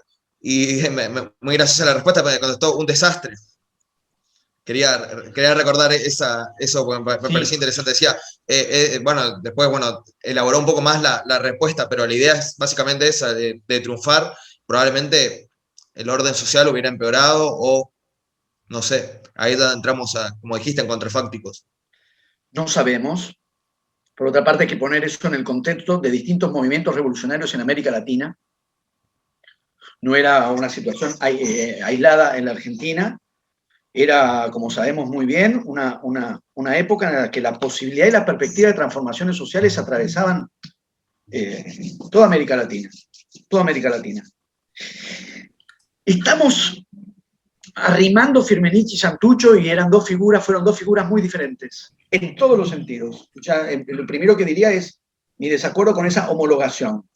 Estoy diciendo homologación, no estoy diciendo relacionarlos. Relacionarlos, claro, son figuras fuertemente relacionadas. Homologarlos, no se podría dar no podríamos dar una misma respuesta para la pregunta ¿qué hubiese pasado si Firmenich barra Santucho? No, ¿cómo barra? Eran proyectos muy distintos, muy distintos. No podría haber una respuesta uniforme para un caso y para el otro. Y no digo ya, no estamos hablando de las personas, estamos hablando a partir de las personas. Eran ideologías distintas, proyectos políticos distintos, metodologías distintas, y también agregarían desempeños personales distintos. ¿Cómo se posicionaron concretamente uno y otro como parte de la lucha armada? ¿Cómo terminó uno y cómo no terminó, digamos, el otro? No los homologo. Sabemos muy bien que lo que estaba en discusión en esos años era abrir la perspectiva de una sociedad más profundamente democrática. Digo por la aparición de la idea luchaban por la democracia, luchaban por un proceso de transformación social. Y bajo la premisa de que de lograrse ese proceso de transformación social, se podría establecer un sistema social más democrático, por ejemplo, que el que tenemos ahora, en un sentido distinto al de democracia. Obviamente lo que estaba en discusión era justamente las concepciones de la democracia. La posibilidad de establecer una vida democrática sin las formas aberrantes de desigualdad, de sometimiento, de injusticia que tenemos hoy. Entonces me parece que hay algo falaz en la argumentación de no luchaban por la democracia porque se constituyeron o se organizaron durante la época de Onganía, entonces luchaban contra una dictadura, pero mantuvieron la tesitura de lucha armada en el 73, cuando ya había un gobierno democrático. Me parece que es trasladar ciertas variables del final de la dictadura y el comienzo del alfonsinismo, dictadura o democracia, a las coordenadas ideológicas de fines de los 60, comienzo de los 70, donde la discusión era qué clase de democracia se quería. Y la posibilidad de transformar la sociedad para establecer una democracia que fuera más profundamente democrática, es decir, con grado de justicia y de igualdad que la democracia existente no tenía, ni tiene. Esos eran los términos de esa discusión. Hemos dado algunos nombres claves. Sabemos que, y eso también me marcó oyendo al comienzo de nuestra conversación en mi propia formación. Yo entré, como les dije, a la carrera de letras en el año 86, Beatriz Sarlo, Oscar Terán, el grupo Punto de Vista del que hemos hablado, Carlos Altamirano, Hugo Besetti, digamos, seguí, obviamente, como todos, muy atentamente la manera en que ellos mismos revisaron sus posiciones políticas de los 60 y los 70 y el quiebre, digamos, que supuso a partir del alfonsinismo reformulación de sus posturas en cuanto a las tesituras, Juan Carlos Portantiero, porque hemos mencionado mucho el mundo de, digamos, yo soy de filosofía y letras, pero hemos aparecido figuras del campo de la sociología. Juan Carlos Portantiero, conocemos bien esos recorridos de quienes habían adherido en una línea o en otra, en una dirección o en otra, a proyectos radicalizados de transformación social y revisaron esas tesituras después de la dictadura. Claro. Y pasaron a una perspectiva, diríamos, más socialdemócrata. Beatriz Arlo, ella lo explica a la perfección hasta hoy, Hugo Besetti. Digamos, estoy simplemente, no estoy caracterizando sus posiciones, que por otra parte son muy claras. Entonces, este es el mapa, yo diría, en todo caso, de posiciones. Y efectivamente hay un quiebre posible en aquellos que, insisto, asumieron una perspectiva de activismo revolucionario en los 70 y reformularon su tesitura con el restablecimiento de la democracia. Comprendo esas posturas, no es la mía, que al mismo tiempo soy de otra generación y no tengo una relación, digamos, vivencial con los acontecimientos. Soy más que nada un lector de todo esto que estamos diciendo. Un lector de historia, un lector de literatura, pero en términos de mis propias posiciones, bueno, no sigo esa secuencia de una resignación con respecto a la posibilidad de una transformación revolucionaria de la sociedad y más bien intentar que la democracia así llamada burguesa sea lo menos cruel posible y lo menos dañina posible. No es esa mi tesitura. Cuando no dejo de percibir un oxímoron en la idea de un capitalismo humano, me sigue resultando un oxímoron. Bueno, justamente que tocaste esta frase, uy, ¿se escucha un ruido? Justo que lanzaste esta frase tan interesante, me gustaría un poco hablar sobre la relación, ¿no? Estuviste nombrando anteriormente cuáles fueron los derroteros de los intelectuales con respecto a la política, la relación entre la filosofía y la política, para meterme después más de lleno en la filosofía e ir cerrando esta conversación.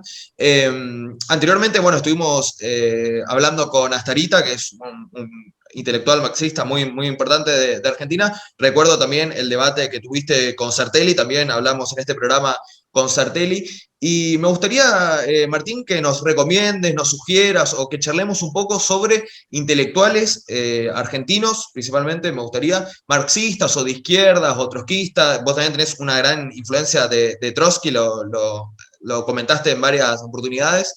Recientemente publicaste se publicó una entrevista tuya en Página 12 donde hablabas un poco sobre trotskismo. Intelectuales de izquierda, me gustaría que comentes, que nos recomiendes, que sirvan a la gente que escucha este programa para pensar la actualidad. Lo digo sobre todo porque me pareció muy interesante la charla que tuvimos con Astarita. Astarita es, por ejemplo, uno de estos intelectuales que yo recomendaría, que me parece interesante. Me parecieron interesantes varias de las observaciones que hizo Sartelli en ese debate sobre tu obra. Me parece que también es alguien a quien se puede escuchar y que puede ser razonable. En esta época donde están tan de moda, ¿no? Como estábamos hablando, los intelectuales o las figuras representativas del liberalismo que van a la tele a gritar y, como vos decís, a decir falacias, a descalificar. ¿Qué intelectuales de izquierda, marxistas, trotskistas o incluso también se puede decir de izquierda los socialdemócratas que nombraste recién, valdrían la pena leer, valdría la pena estudiar, valdría la pena escuchar? Yo mismo no, ¿eh? Yo te agradezco mucho lo que has dicho sobre mí, pero me excluyo enfáticamente, ¿eh? Enfáticamente. Para mí yo no tengo esa estatura. Soy crítico literario, no me estoy haciendo el modesto, pero quiero decir, cuando yo recién decía yo no soy politólogo, me parece que me remito otra vez a las posibilidades que son muy fuertes, más allá de mí. Para pensar a partir desde la literatura, pero yo no soy politólogo, yo no soy sociólogo. Insisto, y en todo caso reivindico, creo que efectivamente, y vuelvo a pensar en Beatriz Arlo, las posibilidades de hacer de la literatura una especie de formidable laboratorio de narraciones y de significaciones. Yo me coloco en esa perspectiva, por eso en el intercambio que tuvimos recién, yo estoy, digamos, dando mis pareceres, y recién vieron que yo les decía, bueno, lo estoy diciendo como lector, ¿cómo decir? No, hay algo, estoy haciendo un preámbulo, porque hay algo que me tiene incómodo y estoy tratando de discernir que ustedes no creen en el psicoanálisis, yo sí, así que después tendría que ver bien qué es lo que me tiene incómodo, pero quizás sea esto. Sartre ya fue nombrado, pero fue nombrado Foucault también. Hay una tradición del intelectual y del lugar de enunciación del intelectual, de lo que Foucault llamaba intelectual universal, y lo que Foucault cuestionaba, objetaba en términos de intelectual universal, y esa objeción de Foucault apuntaba sobre todo a Sartre y o al imaginario Sartre. Y en esta conversación yo ya he manifestado mi fascinación, que no ha terminado, por David Viñas, o sea, tengo ahí, claro, mis contradicciones y mis conflictos, pero a la hora de asumir yo mismo no me reconozco o rehuyo en todo caso de ese lugar del intelectual universal que objetaba Foucault, porque sus objeciones me parecen extraordinarias. O sea, la enunciación en parte profética, en parte didáctica, en parte moral, del que se erige en el lugar del que entiende y explica, del que se erige en el lugar del que sabe y transmite. No es ese el lugar en el que yo me posiciono. De ninguna manera. ¿Tengo una práctica intelectual? Claro, me dedico a la literatura, me dedico, por lo tanto, a qué sería dedicarse a la literatura, qué significaría o qué supondría hacer lo que hago yo. Crítica literaria supone un entrenamiento muy específico entrenamiento en el sentido de adquisición de destrezas, para analizar narraciones, discursos, sentidos, con todo lo que eso implica. Pues parece que estoy minimizando, no estoy minimizando, porque la posibilidad a partir de la literatura de analizar, lo decíamos hace un rato también, regímenes de discurso, regímenes de sentido. Cuando me planteaban por mis propios textos, yo decía, no considero estar escribiendo sobre el tema dictadura, no escribo temáticamente, sí tiendo a percibir o creo detectar algunos órdenes de sentido y trato de contrarrestar o de interceptar o de desestabilizar ciertos órdenes de sentido con otros órdenes de sentido. Yo diría, mi formación en la literatura y en la crítica literaria tiene que ver con eso, poder analizar y producir narraciones en el sentido más fuerte de la expresión, ¿no? Máquinas de sentido, son máquinas de sentido. Con todo lo que eso implica para la ideología y por lo tanto para la política y por lo tanto para la significación y por lo tanto para la manera de pensar el mundo y por lo tanto para la propia existencia social. Esas máquinas de sentido también tienen formas de contrarrestarse, también hay formas de boicotear ciertas máquinas de sentido o de revertirlas con otras máquinas de sentido. En esa lucha me posiciono a través de la literatura. Cuando escribo, y cuando escribo ficción y cuando escribo crítica literaria también y cuando escribo ensayos también. En ese sentido me doy cuenta que es de lo que yo me corro por convicción es de quien se erige, y la palabra es esa, quien se erige en una especie de pedestal que lo valida como intelectual para, lo digo resumidamente, levantar el dedo. El intelectual que levanta el dedo.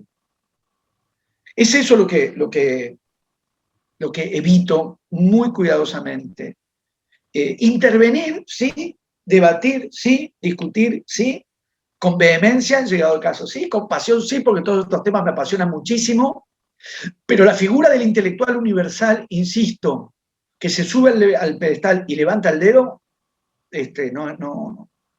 no voy a ir a parar ese lugar.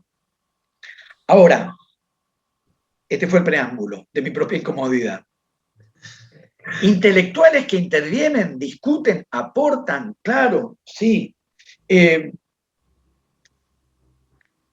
Ya que hablamos, apareció mucho Contorno en nuestra conversación, digo los nombres de Contorno.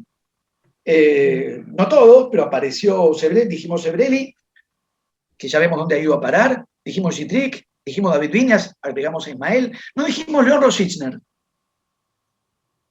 que es alguien que me parece clave también. 10 años. Y la manera, volviendo a la escena del final de la dictadura, restablecimiento de la democracia, que es además el momento en que en mi vida personal yo empiezo a leer no solamente mi relación con la literatura, sino a leer también ensayo, política. La manera en que Rosichner pensó la lucha armada, la dictadura y la democracia, me parece que marca una alternativa muy interesante. Digamos, tendríamos como, ya que hablamos de revistas y un poco entramos en añoranza, muy a mi pesar, pero yo también. Uy, las viejas revistas con los grandes grupos. Sí, entonces, fíjense que de hecho lo hemos armado, por lo menos 2 de ellos. Citric, Viñas, Rosichner, Mazota. Después dijimos, yo dije punto de vista, Beatriz Arlo, Terán, Altamirano, Hilda Sábato, Besetti, Gorelick. Y tenemos perspectivas muy distintas de quienes sostuvieron una perspectiva de izquierda radicalizada, quienes la revisaron. Yo de todos aprendí muchísimo, de todos aprendí muchísimo. Ahora, me agregaría Eduardo Gruner, que muy generosamente escribió, ustedes generosamente mencionaron los ensayos que yo publiqué bajo el título 1917, Gruner escribió el prólogo, para mí, satisfacción incalculable, escribió el prólogo de ese libro, y me parece que en este mapa de intelectuales que hemos propuesto, que han pasado por la izquierda o han permanecido o se han posicionado en la izquierda de maneras muy diferentes y han revisado sus trayectorias de una manera o de otra, ¿no? Hicimos una lista considerable, ¿no? Portantiero, mencionamos también, agregaría enfáticamente a Eduardo Gruner. Buenísimo. Te agradezco, Martín, porque no solo diste una respuesta muy interesante, sino que me llama la atención, como decir, las ganas, la vehemencia, ya que usaste esa palabra, que tenés para contestarme, me interesa mucho. Bueno, es parte, me imagino, del entrenamiento de ser docente universitario, pero se te nota muy, muy preparado, parece guionado incluso. Me pareció muy interesante la respuesta, sobre todo porque nosotros, bueno, si ven nuestro formato, digamos, de programa, nosotros solemos hacer una lista de los autores nombrados y los libros nombrados sobre todo, porque bueno, este programa tiene la intención de promover la lectura, promover el estudio, así que me parece muy interesante todos sus nombres, estoy muy, muy de acuerdo, me parecen muy reivindicables muchos de ellos. Y con esto me quiero meter en la última parte de las preguntas que yo quería hacerte, que son la relación entre la literatura y la filosofía, un tema que tocamos también en este programa, lo charlamos con otros escritores también. Y bueno, vos mencionás en algunas ocasiones tu influencia de la Escuela de Frankfurt, bueno, obviamente Foucault apareció el nombre de Sartre, y también vos hablabas en una entrevista que había escuchado que no, tus novelas, digamos, no, o tus producciones literarias no tienen la intención de decir, bueno, voy a expresar lo que yo pienso, voy a bajar una idea, digamos, una tesis para que, bueno, la gente lo lea y diga, ah, bueno, es esto, sino que vos tratás de ponerte más en un lugar de una narración y justamente tratando de evitar, ¿no? tu personalidad, tus intereses, no, lo nombraba, me acuerdo cuando charlaba sobre tu novela que trata sobre una red de abusadores infantiles, yo decía, bueno, yo no quiero bajar línea, decir, estos son todos unos aberrantes, sino tratar de separarte, y bueno, eso también es una forma de escribir, ¿no? Que me parece muy interesante. Sin embargo, me parece que sigue habiendo aún así una relación entre la literatura y la filosofía. Me parece que por más que no sean explícitas, hay implícitas tesis filosóficas. De hecho, la misma metodología literaria puede ser interpretada también, ¿no? Como una tesis filosófica. Me gustaría que nos charles un poco sobre esta relación de filosofía y literatura, cómo la ves vos, cómo ves la filosofía implícita, digamos, en la literatura, y qué autores o qué escuelas, qué movimientos, obviamente ya nombramos a Foucault, Frankfurt, etcétera, sentís que te influyen a la hora de pensar la literatura y cómo encarar también una producción literaria, no solo en el momento, no solo en los temas, sino en cómo tratarlos justamente. Uy, varias cosas. Me concentro en 3. Una, no sé si lo mencionamos, creo que sí, y si no lo decimos ahora otra vez. Yo estoy en 2 cátedras de teoría literaria en la carrera de letras, en una de las cuales empecé a dar clase, ustedes habrían nacido en 1990. Ese es el año en que yo, la puta que los parió, ese es el año en que yo entro a lo que era la cátedra de Josefina Ludmer, que estaba todavía dando clases acá en Teoría Literaria 2. La teoría literaria tiene, digamos, algunas vertientes que, diríamos, son propiamente literarias, teorías de la literatura, como la de los formalistas rusos, por ir al caso paradigmático, pero muchas veces en realidad trabajamos en movimientos respecto a saberes de la filosofía. Entonces, efectivamente, al trabajar como trabajo en la teoría literaria, muchas veces tenemos campos superpuestos, y no digo ya en sentido de haber leído, claro que uno en la formación también lee Kant, lee Hegel, por supuesto, o como mencioné en algún momento, en la carrera de letras se cursan también materias de filosofía, por supuesto que hay una articulación fuertísima, pero además de eso, al trabajar la teoría literaria, al trabajar en cátedras de teoría literaria, muchas veces estamos tomando Rancière, ¿qué es? ¿A qué disciplina, en qué campo lo ubicamos? Allá Rancière, incluso Agamben.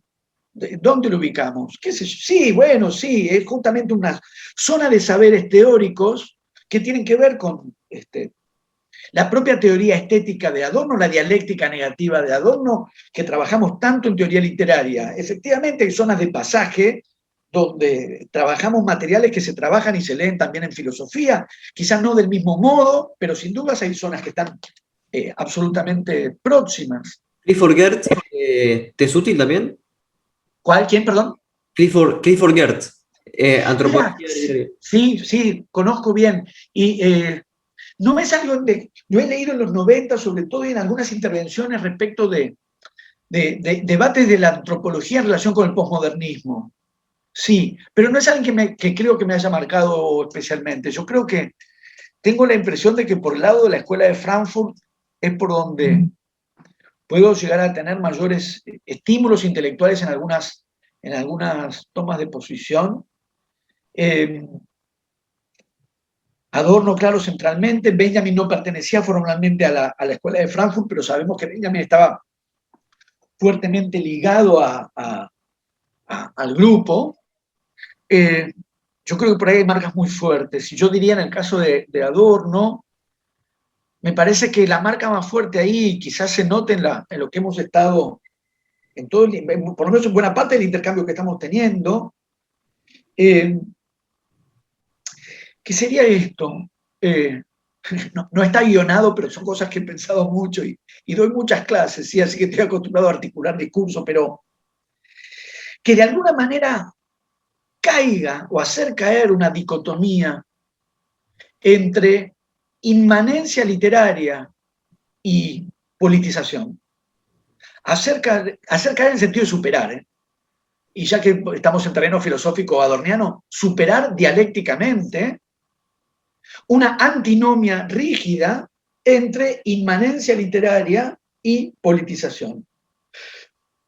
¿Superarla en qué términos? En que efectivamente en perspectivas como la de Adorno, aunque no solamente como la de Adorno, Rancière también puede ser pensado en esos términos. Lo que propone Rancière sobre política y literatura también puede funcionar en estos términos, entre tantos otros ejemplos posibles, que es la posibilidad de conjugar una politización en la propia inmanencia literaria. Es decir, en lugar, insisto, de plantear una dicotomía excluyente entre autonomía literaria o función política, que sería la dicotomía sartreana. Es la dicotomía sartreana.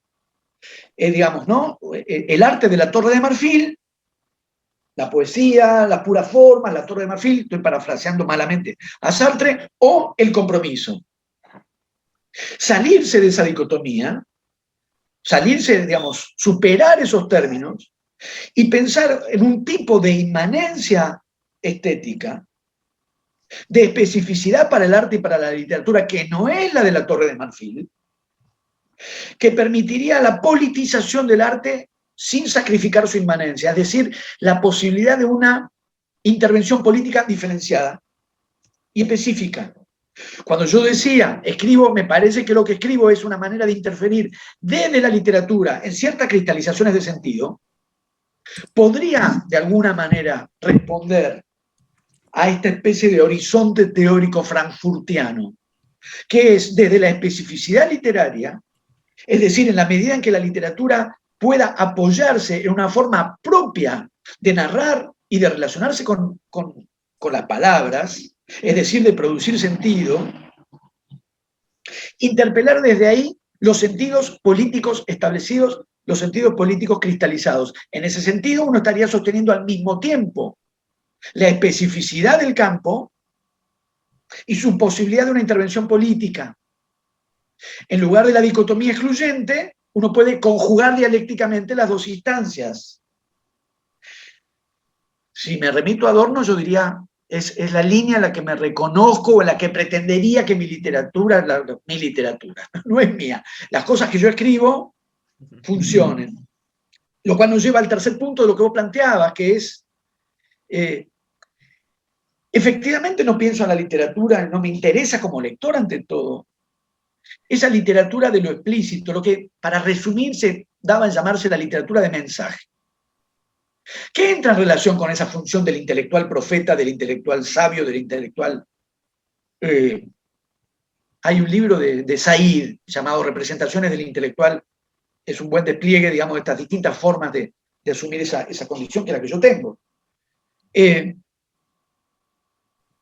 No pensar a la literatura y no pensar el lugar de enunciación de la literatura en los términos de la transmisión de una certeza. Es decir, correr a la literatura de esa función pedagógica, de establecer una verdad y transmitirla. No pienso a la literatura así de ninguna manera. Ante todo como lector. Entonces, esa función pedagógica de lo que daba en llamarse literatura de mensaje, no es así como yo pienso en la literatura. Por ejemplo, la novela a la que vos hacías referencia, Fuera de lugar, relacionada con la pedofilia, ¿qué sentido tendría que yo tome posición explícita? Estoy en contra. Es una novela que tendría un renglón. Estoy en contra. Incluso si tengo que desarrollar, sí, bueno, ¿cómo lo desarrollaría? Con una arenga previsible, en realidad, en última instancia previsible, de por qué estoy en contra de que agarren nenitos, los desnuden y le saquen fotos. Estoy en contra de que le hagan eso a los chicos.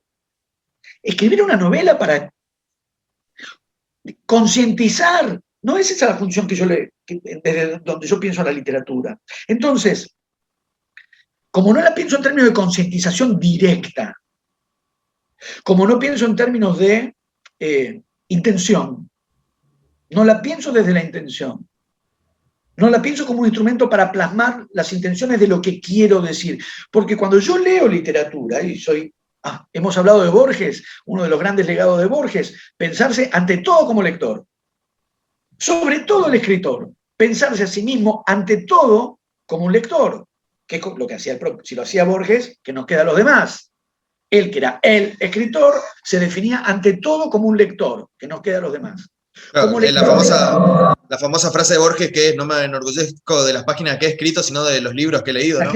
Exactamente, exactamente. Entonces, recogiendo ese legado, yo como lector no voy a una novela para que me digan qué piensa el autor de la pedofilia.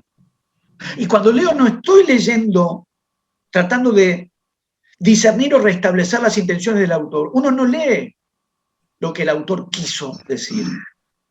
Uno produce significación en el texto y con el texto a través de la propia lectura. Como yo pienso la literatura, si la leo así, como escribo crítica literaria desde esas premisas, el objeto es el texto. Y la práctica de la lectura es una práctica de producción de sentidos en el texto y con el texto. Efectivamente no pienso a la literatura bajo un dispositivo por el cual el lector recogería las ideas del autor y las intenciones del autor. Yo creo que no me interesaría. Si la literatura consistiera en eso, yo creo que no me interesaría. Me encuentro con el autor y que me diga lo que piensa.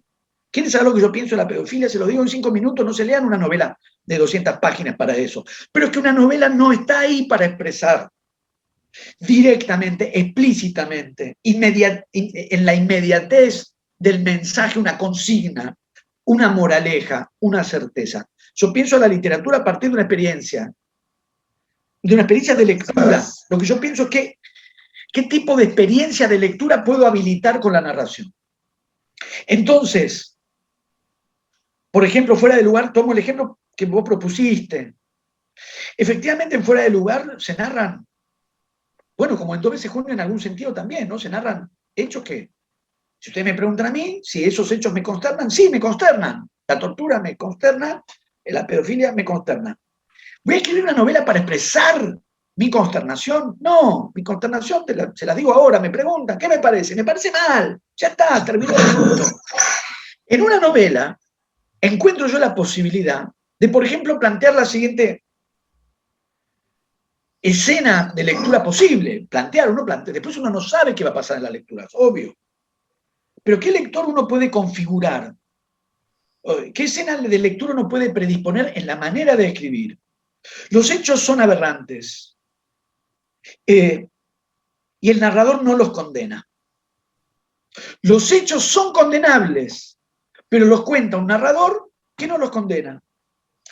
Tampoco los exalta, tampoco los elogia, tampoco hace una apología, porque ante eso el lector encontraría una posición inmediatamente. Si el narrador condena lo que está contando, el lector encuentra rápidamente su lugar, se identifica con el narrador. Si el narrador hace una apología explícita de lo aberrante, el lector encuentra inmediatamente su lugar, se contrapone al narrador. ¿Qué pasa con un narrador que presenta los hechos y no se pronuncia? ¿El lector dónde se ubica? Yo imagino, o presupongo, o trato de disponer una narración en la que el lector no va a encontrar ningún lugar que le resulte cómodo. ¿Desde dónde toma posición frente a eso? Y la idea de una narración que suponga para el propio lector un estado de zozobra, si pienso, por ejemplo, en 2 veces junio, que es muy distinta, claro, es muy distinta, pero en 2 veces junio el narrador se encuentra con hechos ante los cuales parece imposible no reaccionar. Yo reaccionaría, ustedes probablemente también. Pero estamos en la literatura, no estamos expresando nuestras propias subjetividades. ¿Por qué no crear un narrador, inventar un narrador que obviamente no se puede parecer a mí, porque yo sí reaccionaría, pero el narrador no soy yo, en el sentido que ningún narrador es el autor. Crear un narrador que le ofrece al lector, despliega ante el lector hechos ante los cuales es imposible no reaccionar y no reacciona. Entonces el lector, por eso no es una novela sobre la dictadura, el lector tiene que lidiar con por lo menos con 2 dimensiones. La dimensión de lo narrado, que le presenta hechos espantosos, ante los cuales quiere reaccionar, y la dimensión de la manera de narrar, donde hay un narrador que no reacciona ante lo que está contando. En Fuera de Lugar, que es muy distinta, pero me parece que puede tener este punto de contacto. Hechos enteramente condenables, narrados a cargo de un narrador que no los condena. ¿Dónde se ubica el lector al leer eso? ¿Dónde se ubica también el sentido de qué le pasa mientras lee? Entonces, en lugar de presuponer un lector que sería el receptor de un mensaje, que además el mensaje sería de una obviedad, ¿qué sería? La pedofilia está mal. Sí, está mal. Agarrar nenito, está mal. Ese sería el mensaje.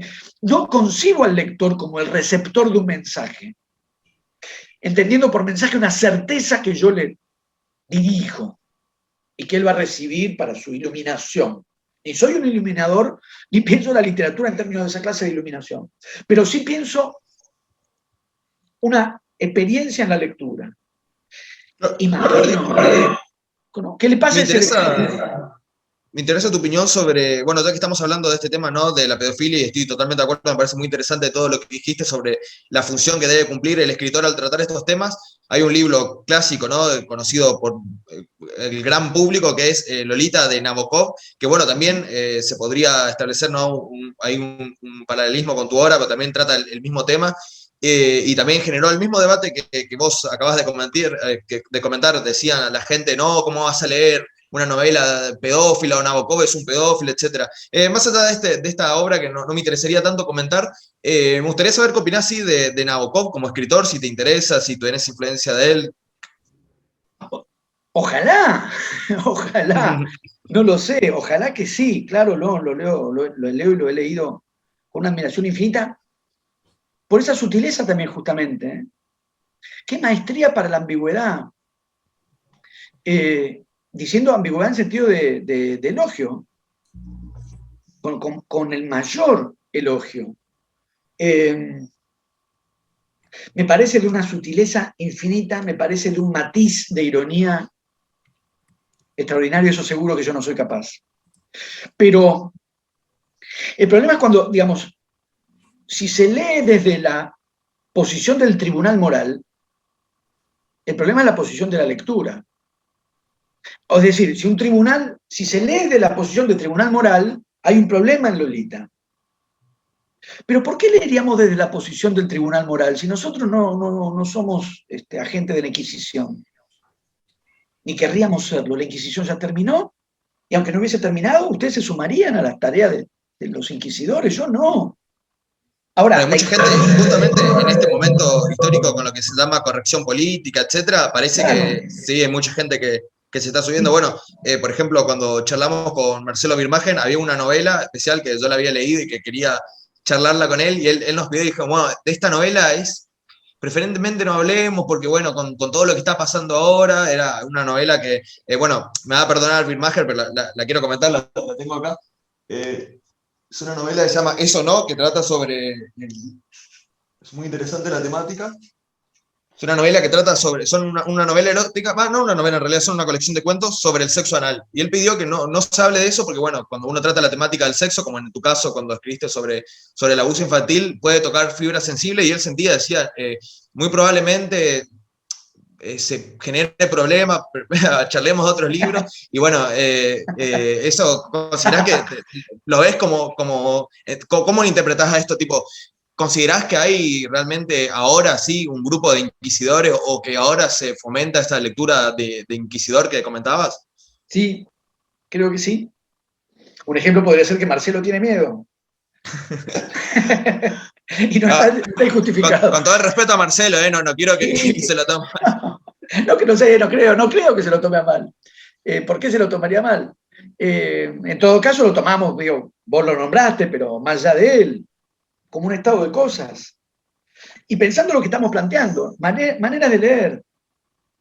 Entonces, efectivamente, y en términos de corrección política, como vos lo planteaste, y en términos de cancelación, que es el término correlativo que aparece, efectivamente hay lugares donde parece que se está leyendo de este modo, ¿no?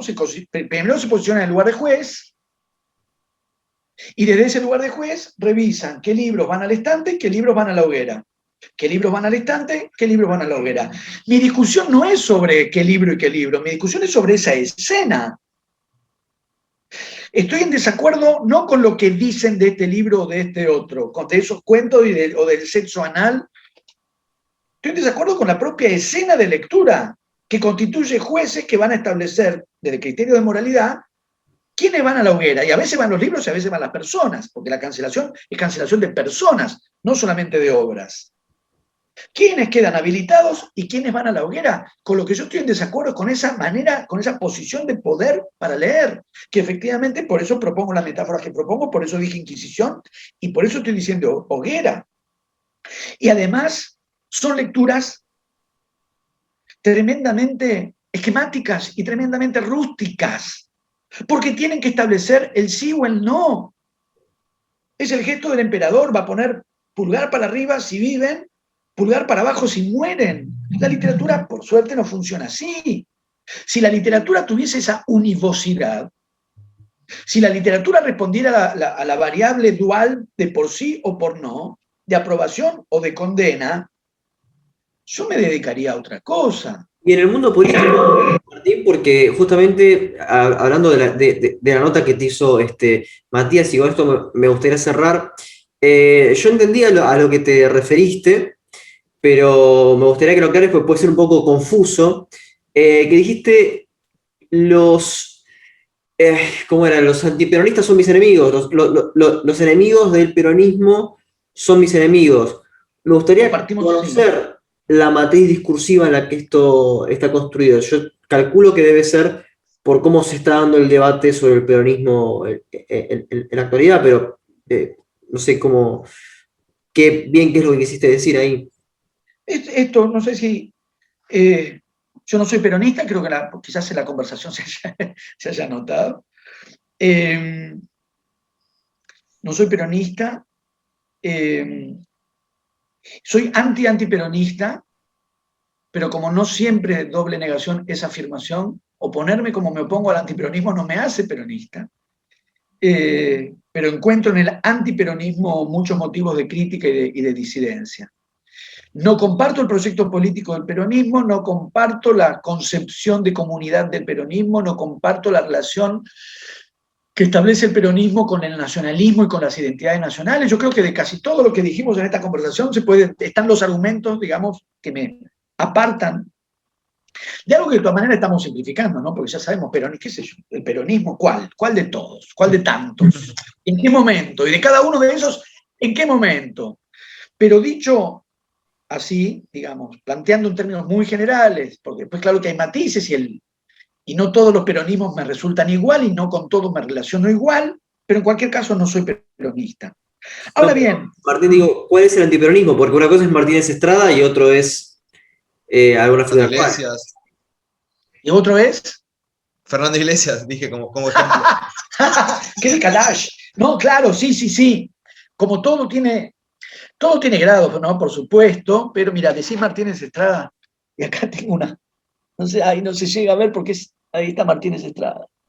Sí, en cambio no tengo a mano ninguna imagen de Fernando Iglesias. Por supuesto que entre el antiperonismo de Martínez Estrada y el antiperonismo de Fernando Iglesias hay un abismo de talento y de inteligencia de Martínez Estrada en vertical. Al mismo tiempo, si uno piensa en el qué es esto de Martínez Estrada, respecto de Muerte y Transfiguración de Martín Fierro, también hay una caída vertical. El Martínez Estrada del qué es esto es bastante más básico. Y hasta uno podría decir, ¿no? Hasta uno podría decir, ¿cómo el que escribió Muerte y Transfiguración de Martín Fierro, incluso Radiografía de la Pampa, escribe el qué es esto? O sea, es un momento, me parece que es su momento más débil, y es un momento más débil probablemente por el antiperonismo, que de hecho cuando él mismo empieza a discutir esa dictadura que dio a llamarse Revolución Libertadora, empieza a cambiar no a cambiar, pero adopta otro tipo de posiciones respecto al peronismo, antiperonismo, lo cual termina enojando a Borges, que lo da por peronista, a este gran antiperonista, que fue una especie de pugna de antiperonismos. Ahora, no siendo yo peronista, porque no lo soy, lo fui, pero ya no soy, las confrontaciones del peronismo, las antinomias del peronismo me seducen. No la posición desde la cual el propio peronismo libra esas confrontaciones, y no las resoluciones que da esas confrontaciones, pero las antinomias, en las antinomias me reconozco. A eso me refería con, no que todo antiperonista sea mi enemigo, no es esa la formulación, es las antinomias que el peronismo define, en las antinomias me reconozco. Como si dijéramos adornianamente, no lo sé, por la negativa, en los aspectos de la negativa. Suscribo a aquello a lo que se opone. Si lo queremos traspasar a una formulación por la positiva, esto es un proyecto político, ya no estoy de acuerdo. Y entonces es que no los voto.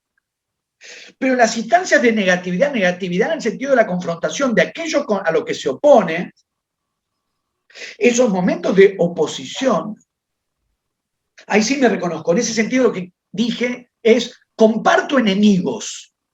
No que los que se oponen al peronismo son mis enemigos. No es eso lo que yo dije. Es esto, comparto enemigos.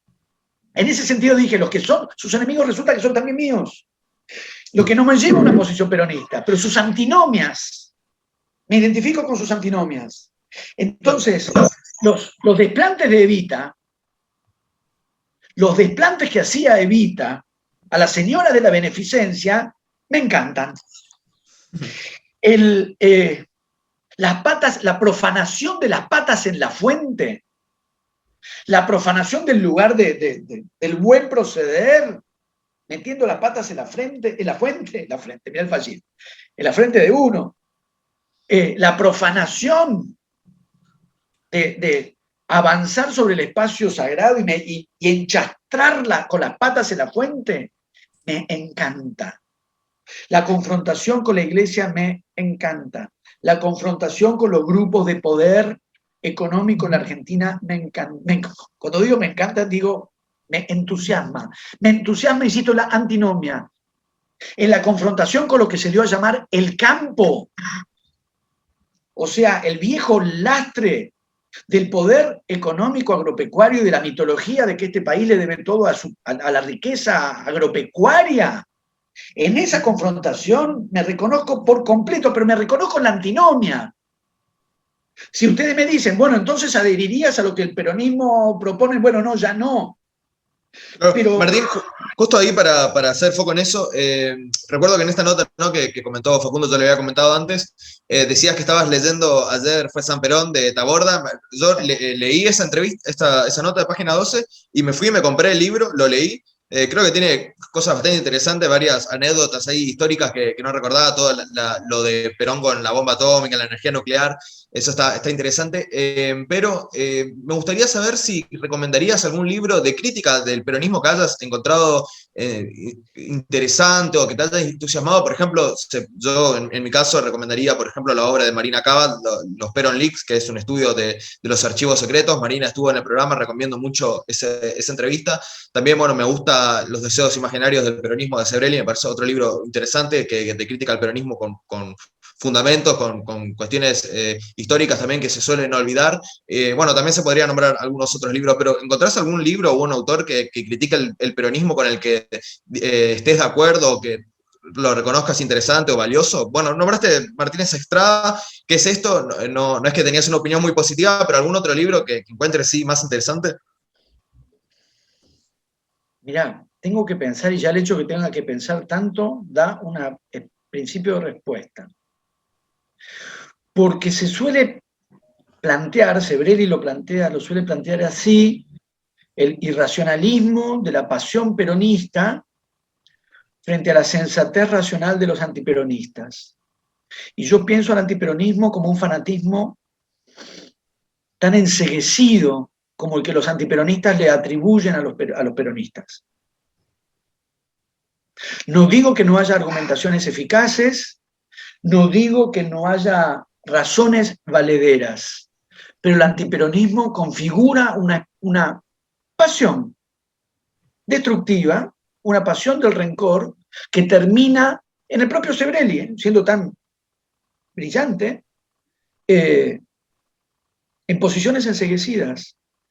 Frente a por lo menos las pasiones del peronismo, las pasiones de los peronistas que no comparto, me remiten eventualmente a cierta clase de fervor popular al que no suscribo, pero que en última instancia no me parece no me aleja tanto como la pasión, que no es menos pasión, enceguecedora, que no es menos enceguecedora, de los que a golpes de odio contra el peronismo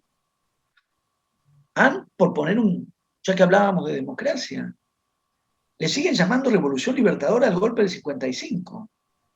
Concretamente le siguen diciendo la Revolución Libertadora, o la han saludado en su momento, la han saludado fervorosamente a ese golpe militar, o han saludado incluso el golpe militar del 76. Supongo que con todo lo que llevamos dicho no hace falta que diga qué puedo llegar a pensar yo sobre el gobierno peronista de Isabel. Pero precisamente me parece un indicio posible del tipo de enceguecimiento. Es eso, digamos, básicamente mi desacuerdo con esta distribución, insisto, que le pone la pasión al peronismo y la cerebralidad analítica al antiperonismo. Porque hay, por supuesto, como dije, razones valederas y argumentaciones válidas en el antiperonismo, también las hay en el peronismo, hay grandes libros sobre el peronismo que están muy bien hechos y muy bien fundamentados y muy bien pensados, lo que no quiere decir que yo comparte esa postura, si la compartiera sería peronista, pero básicamente para mí hay algo en la articulación, en una circularidad de ese mutuo hacerse. Lo vengo pensando mucho, por eso lo mencioné en esa entrevista, porque quizás una punta de hilo esté ya en Contorno, en el número que la revista Contorno le dedica al peronismo.